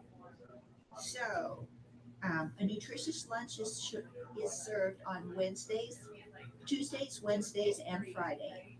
A $1 donation is suggested for the meal, other than the $3 for the Merrymakers. Round-trip transportation is available for $3, and reservations are required 24 hours in advance for any meals that you're going to have at the Dora Bingo Senior Center. At the Fremont Friendship Center, which is located at 1730 West 16th Street on Christensen Field.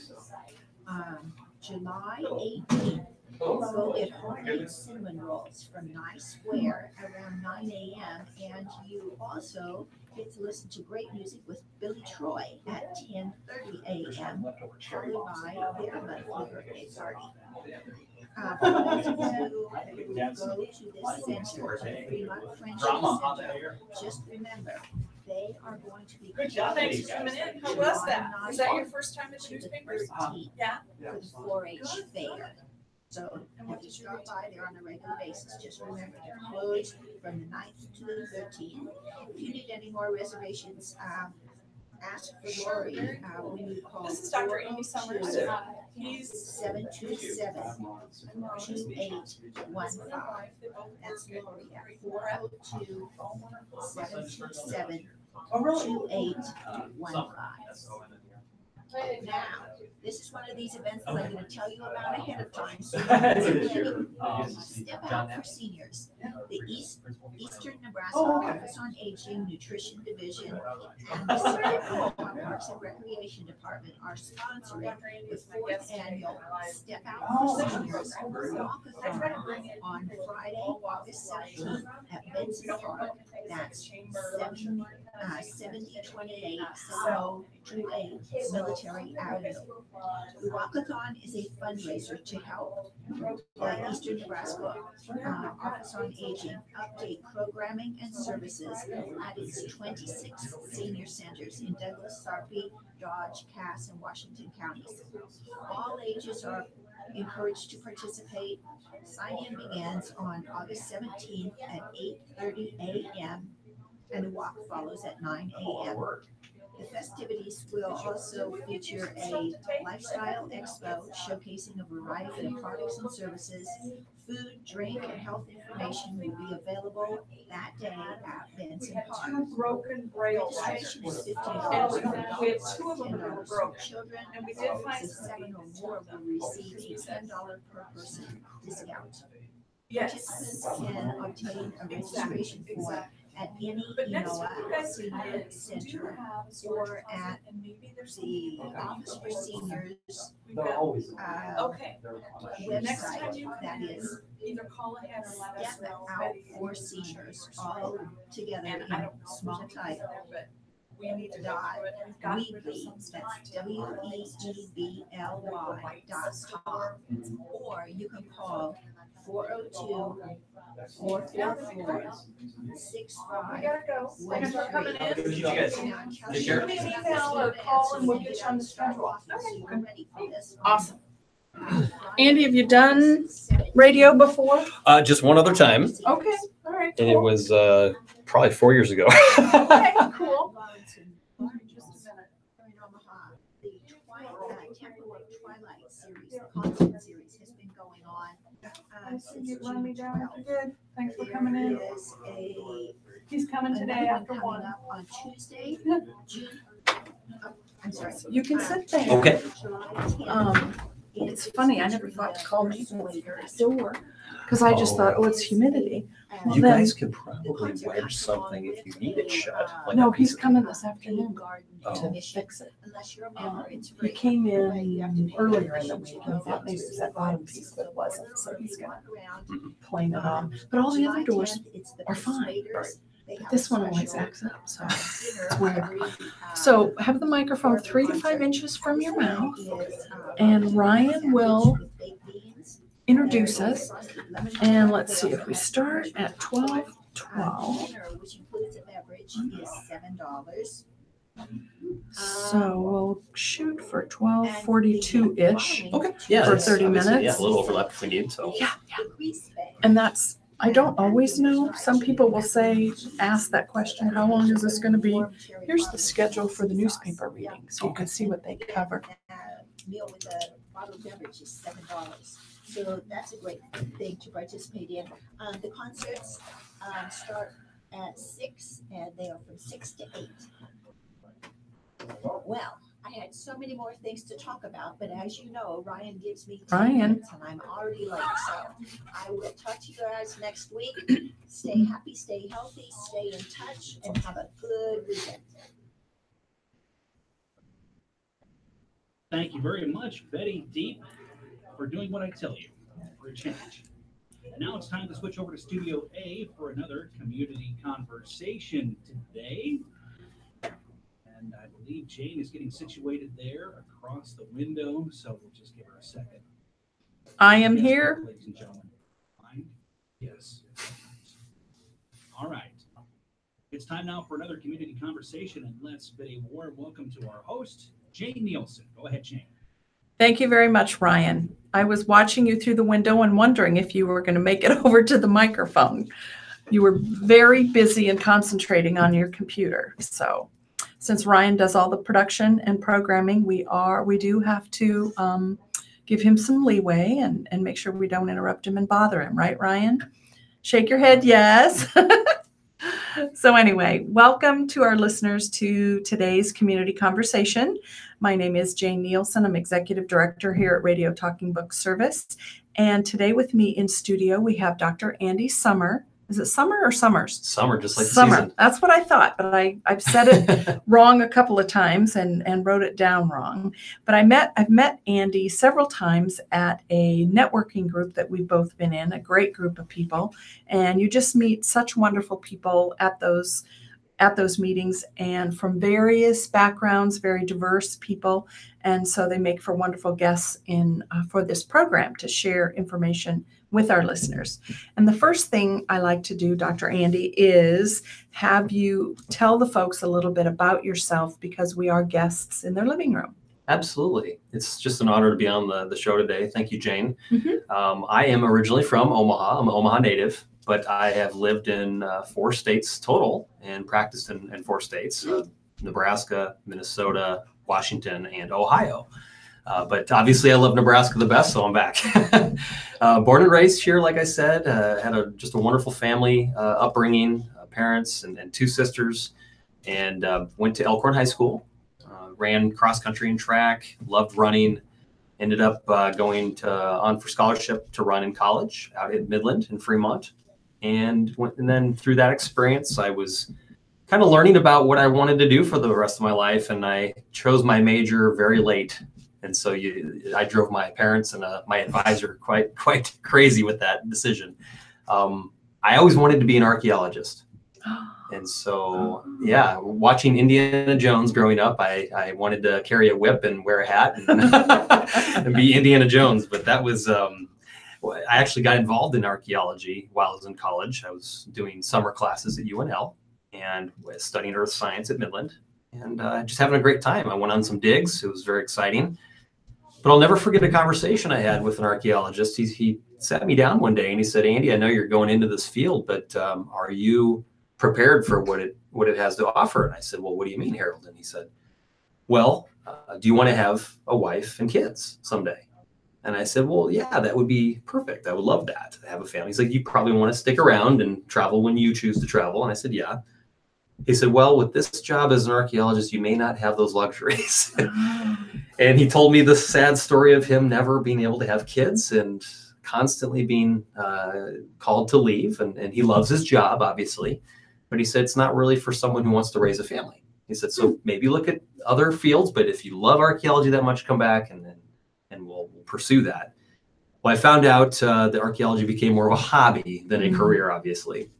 I tell people that I'm a chiropractor now. I went from stones to bones. So that's a good tagline. Yeah, there you go. It was in that midst of deciding what I wanted to do for the rest of my life that my dad at one point referred me to his chiropractor. And I thought to myself, I don't have a back problem. Why would I go to a chiropractor? And he knew that I was a runner and I wanted to do well in running. And he said, well, chiropractic's really, it's not what you think. Just go check it out. And so it was during that experience with a doctor in Papillion that I was going to that really opened my eyes to what true health is and what chiropractic is, and dismissed a lot of the myths that I had in my head and enjoyed my experience. He encouraged me to pursue a field in chiropractic, and I said I didn't want to do more schooling, but I would maybe look into it. Long story short, I looked into chiropractic, really enjoyed what the schooling involved, another 4 years to get your doctor of chiropractic degree. Decided that my major in college was already going in that direction of pre-med biology, and it worked out really well. So I decided to go for it. Got accepted at a school in Minnesota, and here I am now 11 years in practice, and it's been an amazing journey. Very cool. Very cool.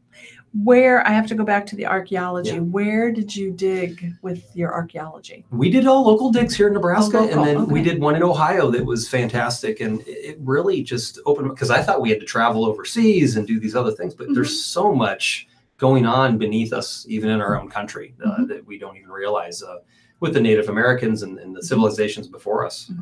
You know, it was fascinating to learn about, you know, when you're digging into the ground and you know, find a piece of pottery and there's inscription on it, and you just marvel over that finding, and then you realize you can't keep it. So the joy dismisses quickly. But, Sure. And I know around here they find arrowheads all the time, when even in the farm ground. Yes. You know, they'll get turned over, and yeah, yeah. it was very common to do digs in farm grounds. Yeah. Very cool. And now with transportation, oftentimes if they're making a road or doing something like that, or a new building, they'll unearth things, and then they do just stop, don't they, and call in folks to identify that.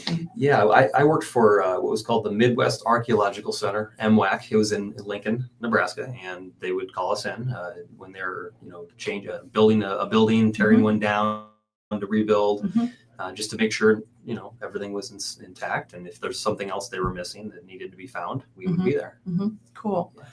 That's very cool. Have you traveled overseas just to see digs or visit any sites? Never to see digs. I would love to. I would love to go to the Holy Land and look and observe some of the archaeology going over there. It was a fascinating interest of mine. I wanted to pursue biblical archaeology. That was the direction I was going, and never have had a chance. But someday that's a goal of mine to get to Israel. So that would be very cool. Yes. Very cool. I think I read about this on your website, that you had an injury that also made you move towards chiropractic? Yes, when I was running at Midland, I was consistently injuring my legs. I was stress fractured multiple times in my left tibia, and just couldn't figure out why, and was going to doctor after doctor, and really with no answers. We just decided to stop running for a while. I redshirted a whole year, and very frustrated when you can't do something you love. And that was part of the reason my dad had sent me to a chiropractor. I left out that big detail, but it absolutely changed my life from that point, because I'm still running today and doing great, no injuries. And, wow. So it got me back on the track, not only running again, but also running faster. So you hadn't seen a chiropractor prior to the leg injury, but your dad went to a chiropractor. He did, but you just never did. Okay. Yeah, he met the chiropractor at the gym he was working out at, and just found interest in it, and said, you should check him out. Yeah, for sure. I grew up in Western Iowa, and we had a local chiropractor that was the team doctor, you know, for the football team and stuff. And so I did go to the chiropractor, I think, starting in high school. And so I always have. Wonderful. And yes, I swear by it. I go once a month just for maintenance. And most of the time that takes care of me. If not, then I, you know, occasionally need to call and say, okay, I need to see you. Well, we drive our bodies around like we drive our cars around. Yeah. And so we maintain our cars, and we forget to maintain our bodies. Exactly. So. There isn't a light that comes on and says, it's time for your regular maintenance. Right. Exactly. Yeah. So that's true. Yeah. So tell me, I did see some different things on your website that I'm not familiar with. Okay. For instance, insurance. Is you have a different plan for that with your clients? Right. And it kind of goes back to what you said about maintenance care, Jane. Really, insurance wants to cover more of a medical-based care, which is going to be more symptom-based and driven for the reactive type of care. And as fine as that is, I decided to run my office a little differently. So instead of, you know, telling people I can help you with your back pain or your neck pain, I just tell them, hey, your spine and your nervous system run the functions of your whole body. Let's restore that function and try to maintain that. And since insurance doesn't really cover much of that, let's do an affordable cash plan. And that's called the membership plan that we offer. And so we offer single memberships and family memberships. Yeah. And you're seeing that more in healthcare. Here, a lot of people have probably seen the Think Whole Health building at Exarban Village, which I think is based on the same thing. And I know there are other plans out there. Do you take insurance at all then, or it's all strictly the membership route? It's straight up the membership route. And I did practice with insurance for several years and was an associate in other offices. And you know, it works great for certain people. I just felt with the direction I wanted to go, it was the best option for us. So. It is a great option, and less paperwork, less hassle. You know what what you have, you know what you get. You can go whenever you want, I think, with your plan, with a monthly fee. And so I think that it is really an awesome idea. I like that idea. Thank you. Yeah, it just removes barriers from people getting access to the care that they need. Exactly. Exactly. And you can start at a very young age. Yes, I just had a 2-week-old baby on my table this morning with mom. And so some people they probably think, what? Why would a baby get adjusted? And a lot of times we forget that birth is one of the most stressful, traumatic things that we go through. Exactly. When we're brought into this world, we have very loving, caring doctors that are helping the mother bring the child into the world. But sometimes it takes a little bit of pulling and twisting of that head and neck to get the baby, out into this world. And so as chiropractors, we want to, if there's anything that moved out of alignment, we want to restore that as soon as possible. Right. And I know it helps with colicky babies and all kinds of things. Parents notice a lot of really neat things when their kids get adjusted. And I always preface it and saying, we're not treating the colic or the fussiness, but what we're doing is we're restoring that function. But they always come back in and tell me, oh, they're sleeping better, or they're breastfeeding better, and those types of things. And because they're feeling better. They're not hurting or in pain or uncomfortable. Yeah, and really just, what runs through that little spine is the communication line of their body. And when that's intact, the baby's able to turn its head better, and the heart's able to beat faster, and all the different organs in the body are all controlled through there. And so it's just an amazing system. It is. And you're right. I think a lot of people do think of chiropractic with, I have a headache, or my neck hurts, or my back hurts, or I threw my back out, or whatever. And there is so much more to it. Absolutely. Yeah, there really is. Tell us more about the kinds of things that you do in your practice, the kind of things that you can help people with. The majority of our folks are blind or visually impaired. Yeah. Do you have any patients that are blind or visually impaired? Currently, no, not at this time. But everybody, the way I look at chiropractic is it's not symptom specific. So you don't have to have a specific disorder or issue to come to the chiropractor. That's the best news, is that just like when you go to a dentist, you just have to have teeth. Exactly. And so if you have a spine and you're alive, you are welcome to come to the chiropractic office. And really what we want to do is get the most out of that spine. Research is showing more and more that the healthier that your spine moves and is aligned up, the healthier your brain actually works. And so we use the phrase in chiropractic that your brain is the battery, your spine is the charger. Oh. And so that say that again. Your brain is the battery and your spine is the charger. You think of your body needs a power supply. Sure. That's what the brain is. Yeah. It sends the power through all the channels going to your heart, your lungs, your stomach, your muscles, your joints. And that battery needs a charge. And so when your spine is properly moving and lined up, the brain gets that power supply restored. That's a very good analogy. Yeah. And so, but like going back to your question, what we help people with specifically, I really try to focus on, like I said earlier, I adjusted a 2-week-old infant this morning, and really try to focus my practice on families, husband, wife with kids, younger generation. I resonate with athletes, and really getting the most out of chiropractic. We think of performance, and so athletes notice that they, perform better when they get adjusted. And so those are some things. Instead of saying I help everybody, well, everybody can say that, but we all relate to different groups of people better. Sure. I would say that would be pregnant moms, infants, and athletes would be probably the 3 that I really work on the most. So. Do you have athletes in elementary school, junior high, all the way up? Absolutely. Yes. So little league, gymnastics, running, a couple state champion runners in the office right now. And just really exciting to see them come out of their, where they're at, running good already or competing good and doing better, noticing less injuries, really recovering faster. Those are just wonderful benefits of having a healthier body. So, yeah. Are you a team doctor for any teams?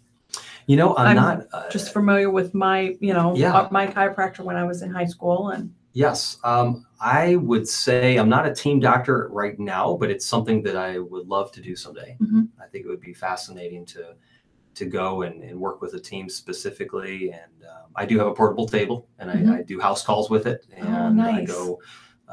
we'll go down to the Open Door Mission and adjust down there, and Oh. just really try to.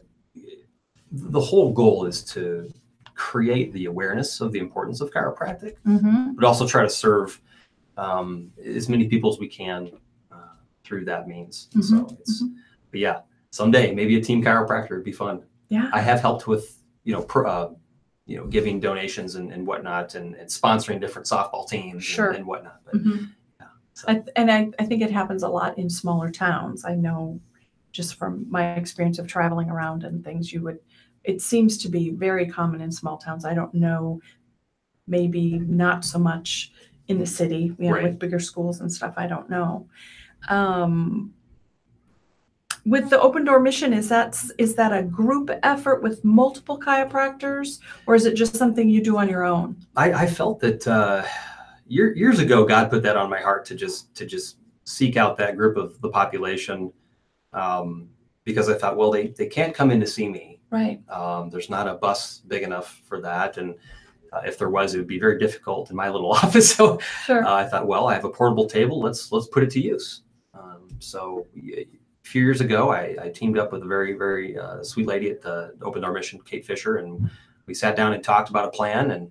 And a couple times a month, I go down there and we take care of the women, the children, and the men.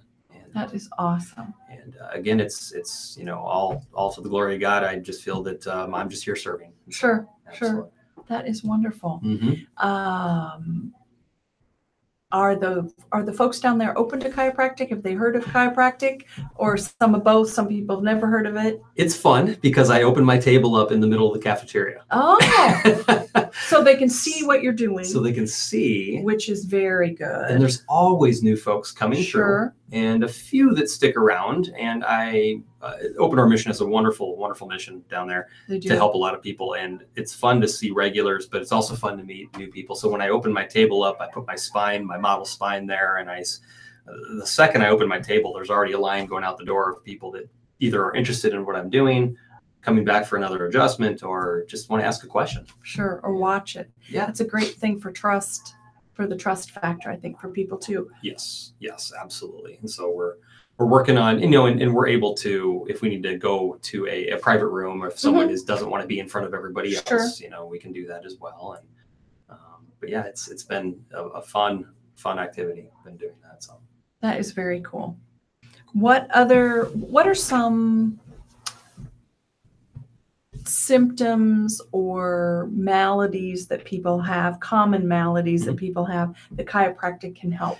Well, everybody typically, I shouldn't say everybody, that's generalizing. Most people come into my office on the first visit complaining of back pain or neck pain or headaches. Those are the big three terms. But within the first 10 minutes of their visit, I actually tell them, as often as I see those things improve, those are never good reasons to go to the chiropractor. And so they immediately want to, like, why am I here? They question, well, why did you tell me that? That's what I'm coming in with. And I explained to them, if you allow me to explain this a little bit more in depth, you'll be happy that we did. And I go into a whole orientation of how the body works and how the nervous system works and how the spine fits into all this. And at the end of this discussion, the reason they start chiropractic care is not because of their back pain.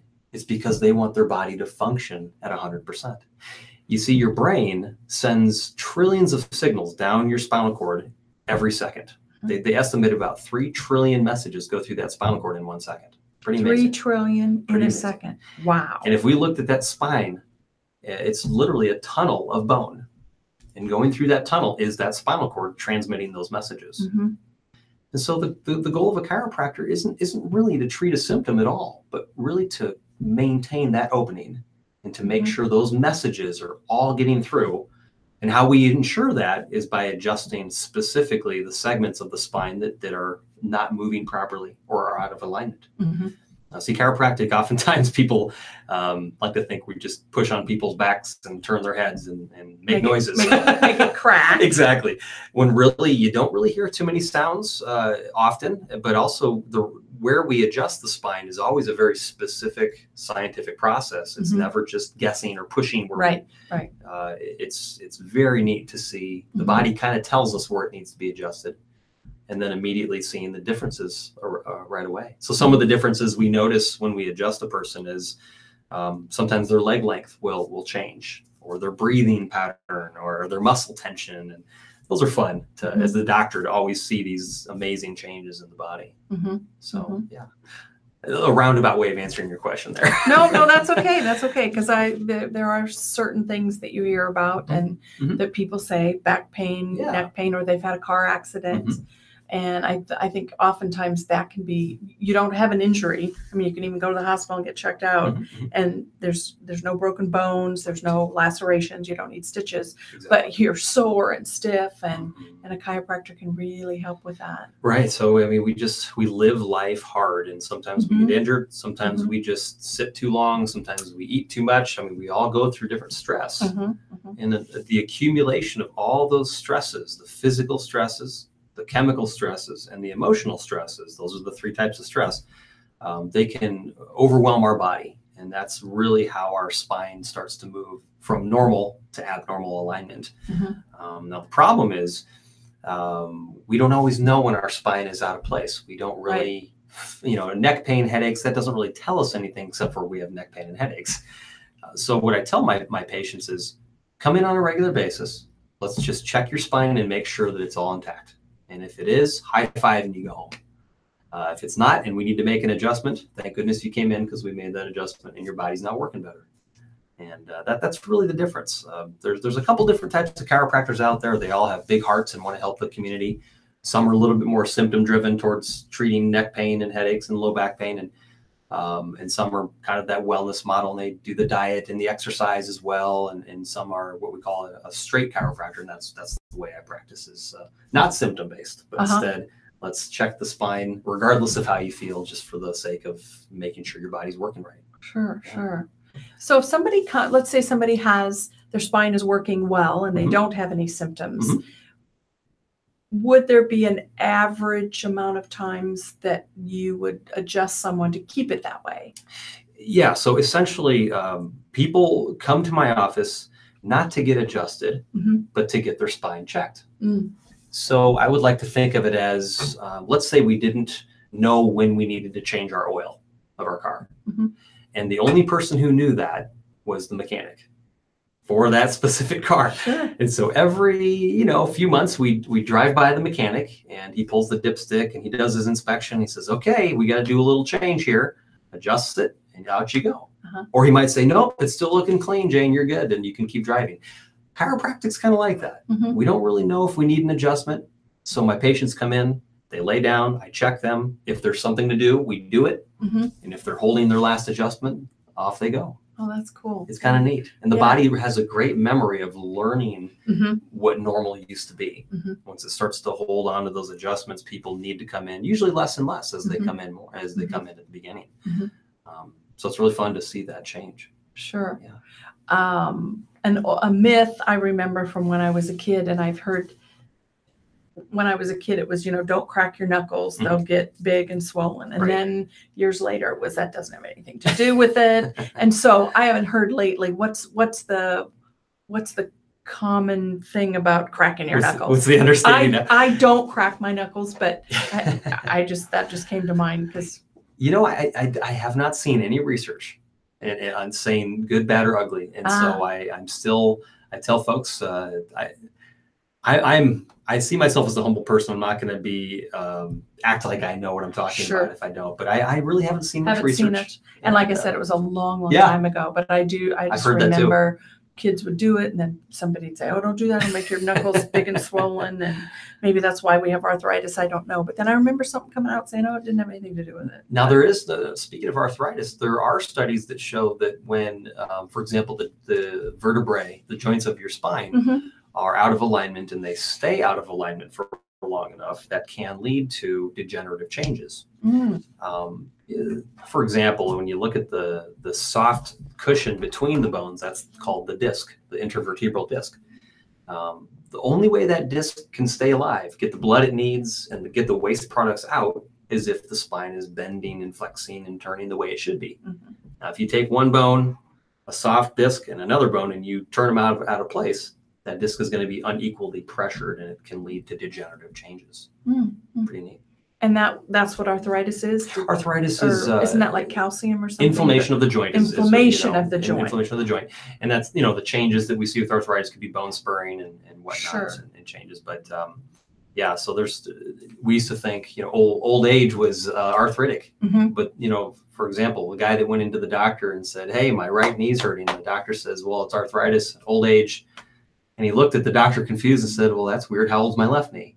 That's a good one. In other words, the left knee's fine. It can't be old age. So if it's is there any correlation between injuries and arthritis? I would say so, because anytime the joint or the tissues are damaged and they're not healed properly, that can lead to further damage. Is what I would guess for that. But again, I keep it very simple in my office. I try not to. I tell people you have a medical doctor for a reason. That person is there to diagnose, to treat disease, and to provide you with that primary care. As a chiropractor, my job is very, very, very important. It's to help your spine stay in alignment for the function of your nervous system to perform. So a lot of medical questions that come my way, I always defer and say, go ask your doctor that, and I'll take care of the rest. Good for you. Good for you. Well, I always give out our guests' contact information because you are a guest. And again, these visits are always just educational. We're not selling anything. I'm not endorsing Dr. Andy, but if someone hears something that they liked and they would like to reach out to you, what's your phone number or office number? Yes. So the office, you can reach me at 402-913-0553. And you can also visit the website at omahafamilychiro.com. And Chiro is CHIRO. omahafamilychiro.com. Correct. Okay. I didn't write that down. I did write down your number. So that's good information to have. I was blessed with, I do have a back injury and treated with a chiropractor for years, and it got better and better. And one day he asked me, he said, so on a scale of 1 to 10, what's your pain? And I said, probably just a 2 or 3. And he goes, you shouldn't be having any pain. And I said, well, I do. And I've, had this since I was a freshman in high school. It's an ongoing thing. And he suggested I have an MRI, which I did, and found some damage there. And so I went to a back specialist, and I told the doctor, MD specialist in his field, I said, I see a chiropractor and I respect that and it works for me. If you're not okay with that, I'll see somebody else. Right. And he was fine with that. And then I told both of them, I said, okay, I'm going to go see the specialist. I'm not going to see my chiropractor during this. I want a process of elimination, kind of thing. I did physical therapy. I had some shots, and the physical therapy was very similar to the exercises that my chiropractor gave me. And I usually don't have any pain. So I had the same success with my chiropractor as I had with the medical profession, with the back injury. And I was very happy because I found out I had more injury than I thought. But I am able to keep myself pretty much pain-free if I follow the orders of, not lifting, not vacuuming, all those fun things. Yes. But, and I think that's a good thing. I think it's important that, like you said, you have a primary doctor and you work and that's who I went through, to find a back specialist. But I was very pleased and impressed with both offices that they allowed that, I said, this is what I want. This is what I want to do.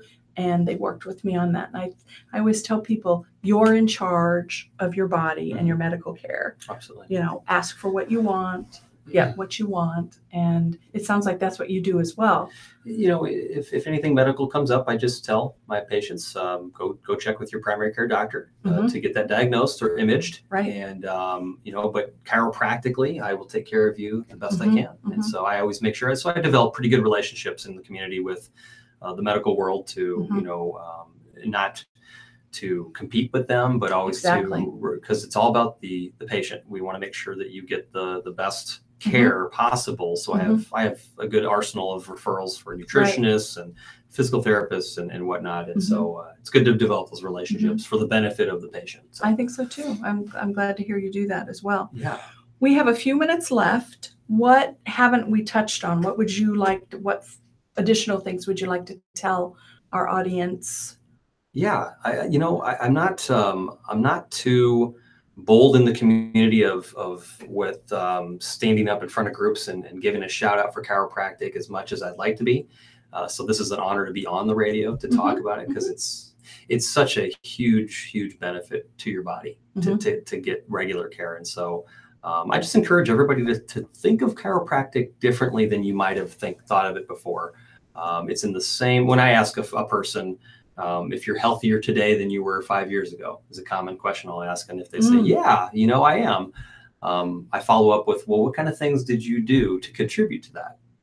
And they typically will list off, I eat better, I lost weight, I quit smoking, drink more water. Those are exercise, I walk, and so what all of those things that we just listed have in common is that they're lifestyle choices. Yes. Now, when it comes to someone who's in need of medical care, those are going to be, you know, the pills, the powders, the potions, the lotions, the surgeries, the injections. Those are in a separate category called treatments. And so with chiropractic, I remind my listeners and my patients that we're not treating, but instead we're choosing a lifestyle here. And once we put chiropractic in the right context of it being a lifestyle, it makes more sense. Right. You know, right. Just like you brush your teeth, whether they hurt or not. Yeah. Go to the dentist. Go to the dentist. For a checkup. Go to the chiropractor, whether you have pain or not, and your body, your life will always be better. And my chiropractors have also done that, where over the years encouraged, you know, that maintenance, if you will. That's my word, not your word, but reminds me of the car analogy, and I think it does work.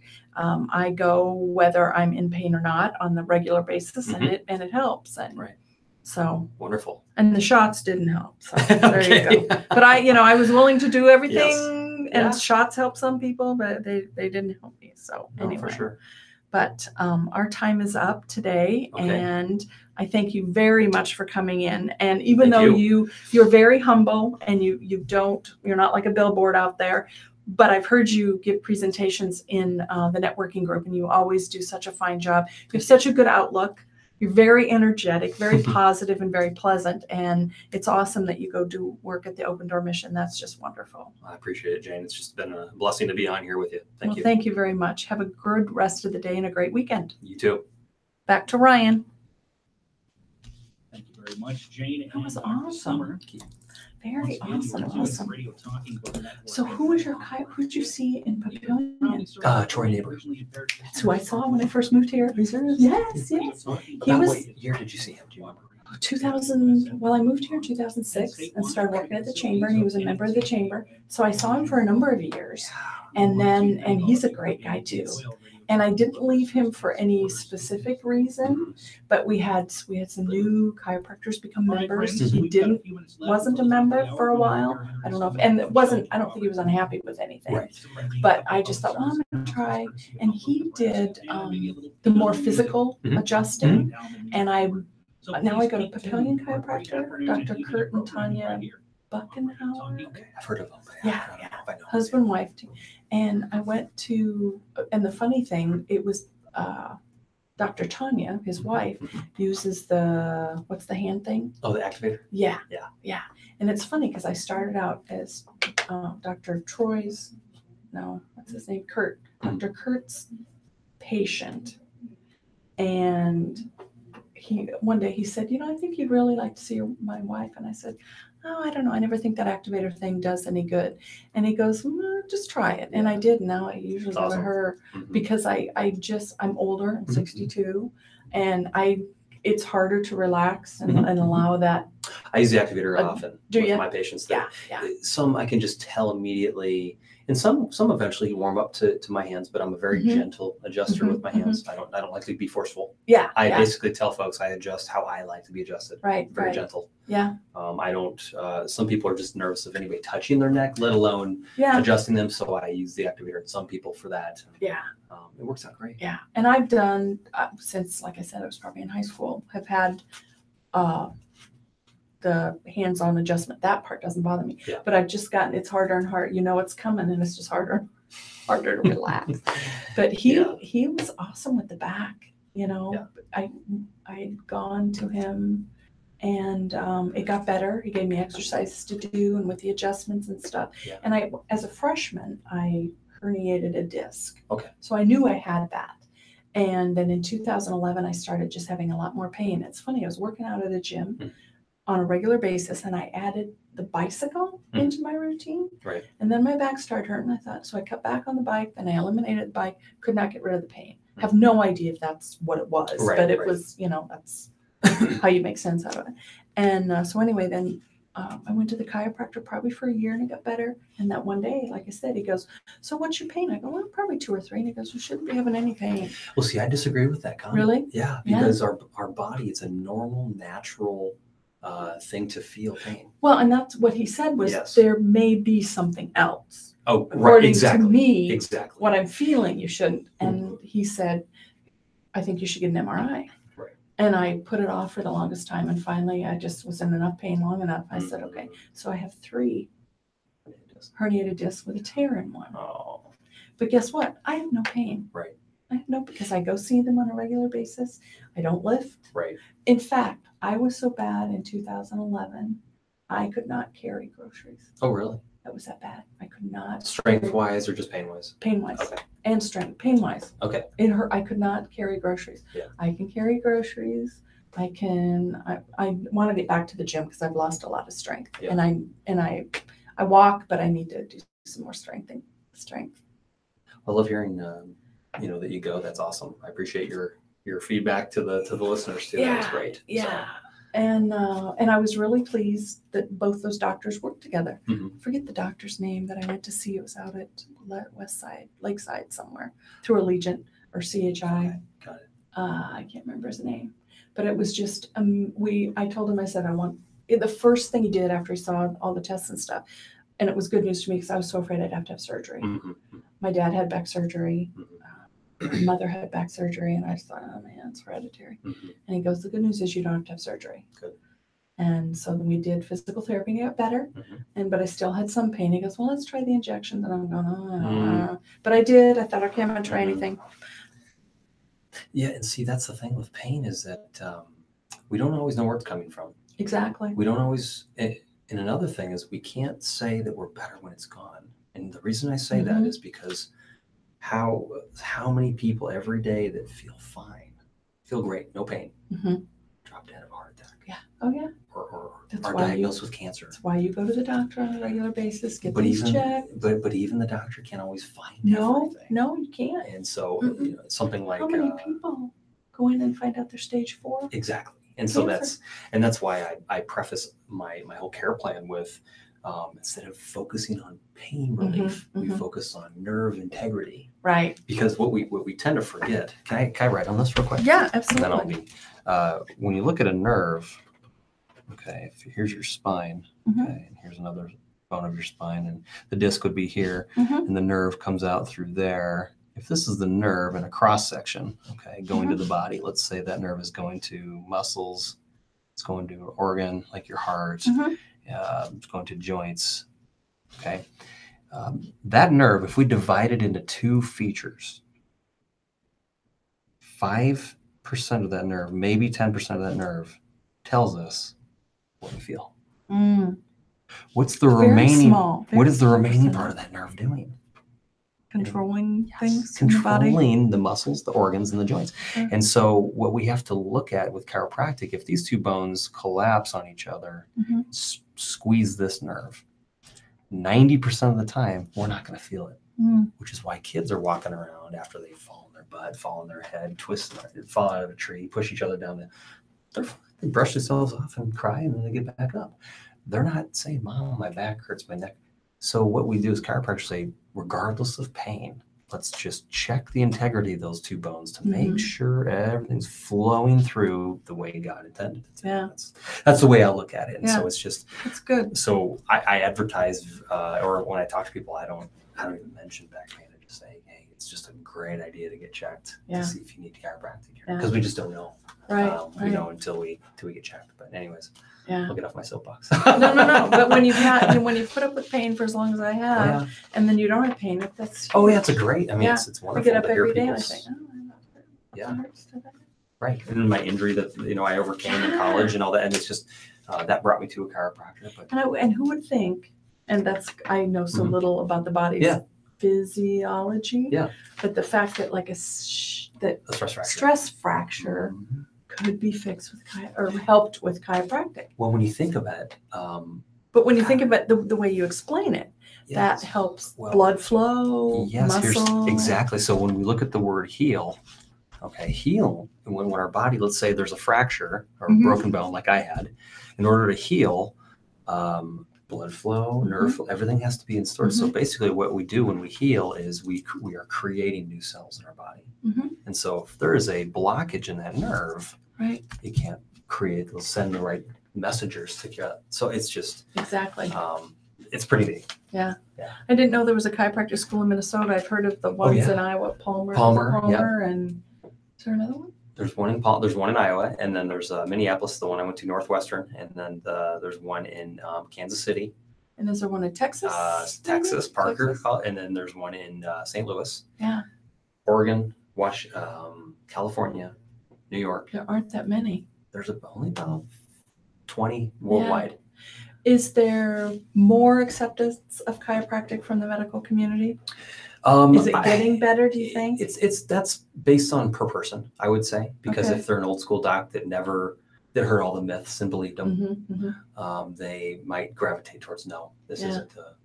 But then when I'm big on research and I'm big on, well, let's look at the data. Let's look at the human body. Yeah. Let's reason this out. Should any nerves be blocked? No, never. And so just unblocking those nerves. Exactly. And so once a doctor or a nurse or a PT hears my orientation or basically explains that, you see the light bulb come on going, oh, okay. And so the cool thing is chiropractors are the only ones trained to do that. Yeah. Nobody else can do that. And so that's where we have our claim to fame. What do DOs do? Doctors of osteopathy. Yeah. Osteopathy was started on the premise of blood flow, not necessarily nerve flow. Oh, okay. And they evolved into basically a medical doctor. So when you graduate from medical school, you can get the BO, the MD, and there is osteopathic school if you do the traditional practice, and because they do some what they call manipulation, which is a little different. Okay, it is the adjusting, and that's another thing that chiropractors have. That's really a great thing is that we have a very, very detailed analysis to tell us where exactly the vertebrae needs to move, whereas a manipulation is going to be more of a broad approach of let's kind of move a bunch of things around and see what happens. Oh, okay. Where chiropractic is we're going to specifically only adjust the one thing that needs to be adjusted. So it's kind of nice to differentiate there. Not saying osteopaths don't do good work, they do. It's just a different intention. Yeah. It's the more medical side of it, whereas chiropractic is the more natural side. So we had osteopaths in the town I grew up in. Oh yeah. And that was my doctor, and they did do adjustments. Right. But so I always thought they were the same. Obviously, they're not. And you can see if a bystander were to see, they feel, oh yeah, they look like they're doing a lot of the same stuff. Similar, But the philosophy, the reason why they're doing it, how often they do it, it's so different between the two. But yeah. So I've learned so much from you. I thought I knew everything. Since I've seen a chiropractor for so long, I thought I knew everything. This is a great experience. Obviously, for both of us, yes. So, well, thank you. Thank you very much. And if you guys want to come in sometime, Oh, absolutely. schedule one of your meetings here, that would be awesome. I think that would be great. Next I time you will. come back, the store wants to. I will definitely throw that at Dana and see what they think. I'm speaking of the July. I think that's our next meeting.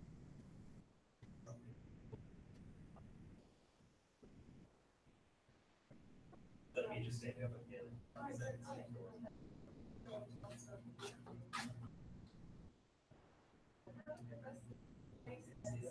Absolutely. I appreciate it. Oh, yeah, thank you. Now, somebody else out there to spread the good word. Got it. All right. All right, See Jake. you Have a great later. day. Bye-bye. Oh, Chief. That was good, wasn't it? It was so-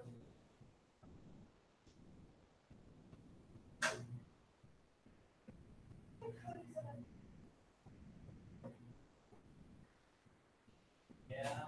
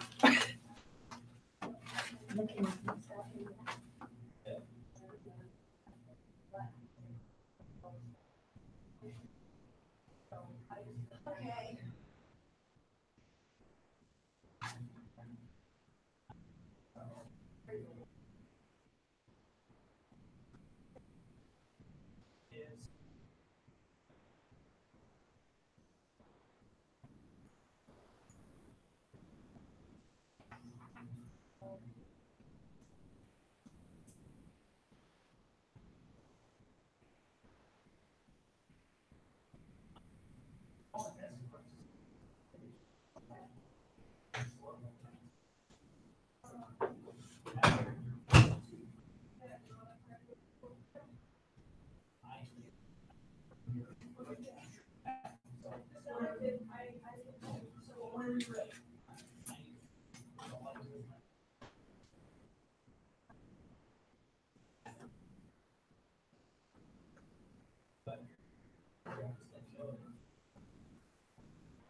Okay, awesome.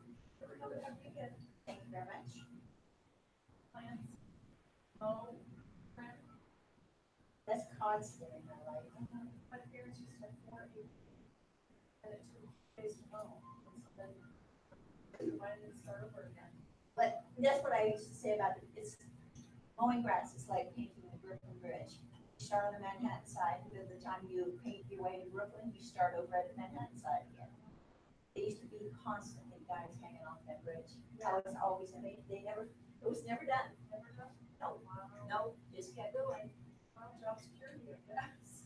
No kidding. All right. Okay. See you Monday. All right, bye. Ryan, have a good one. Bye, Betty. All right, well, I might think so. And I was actually.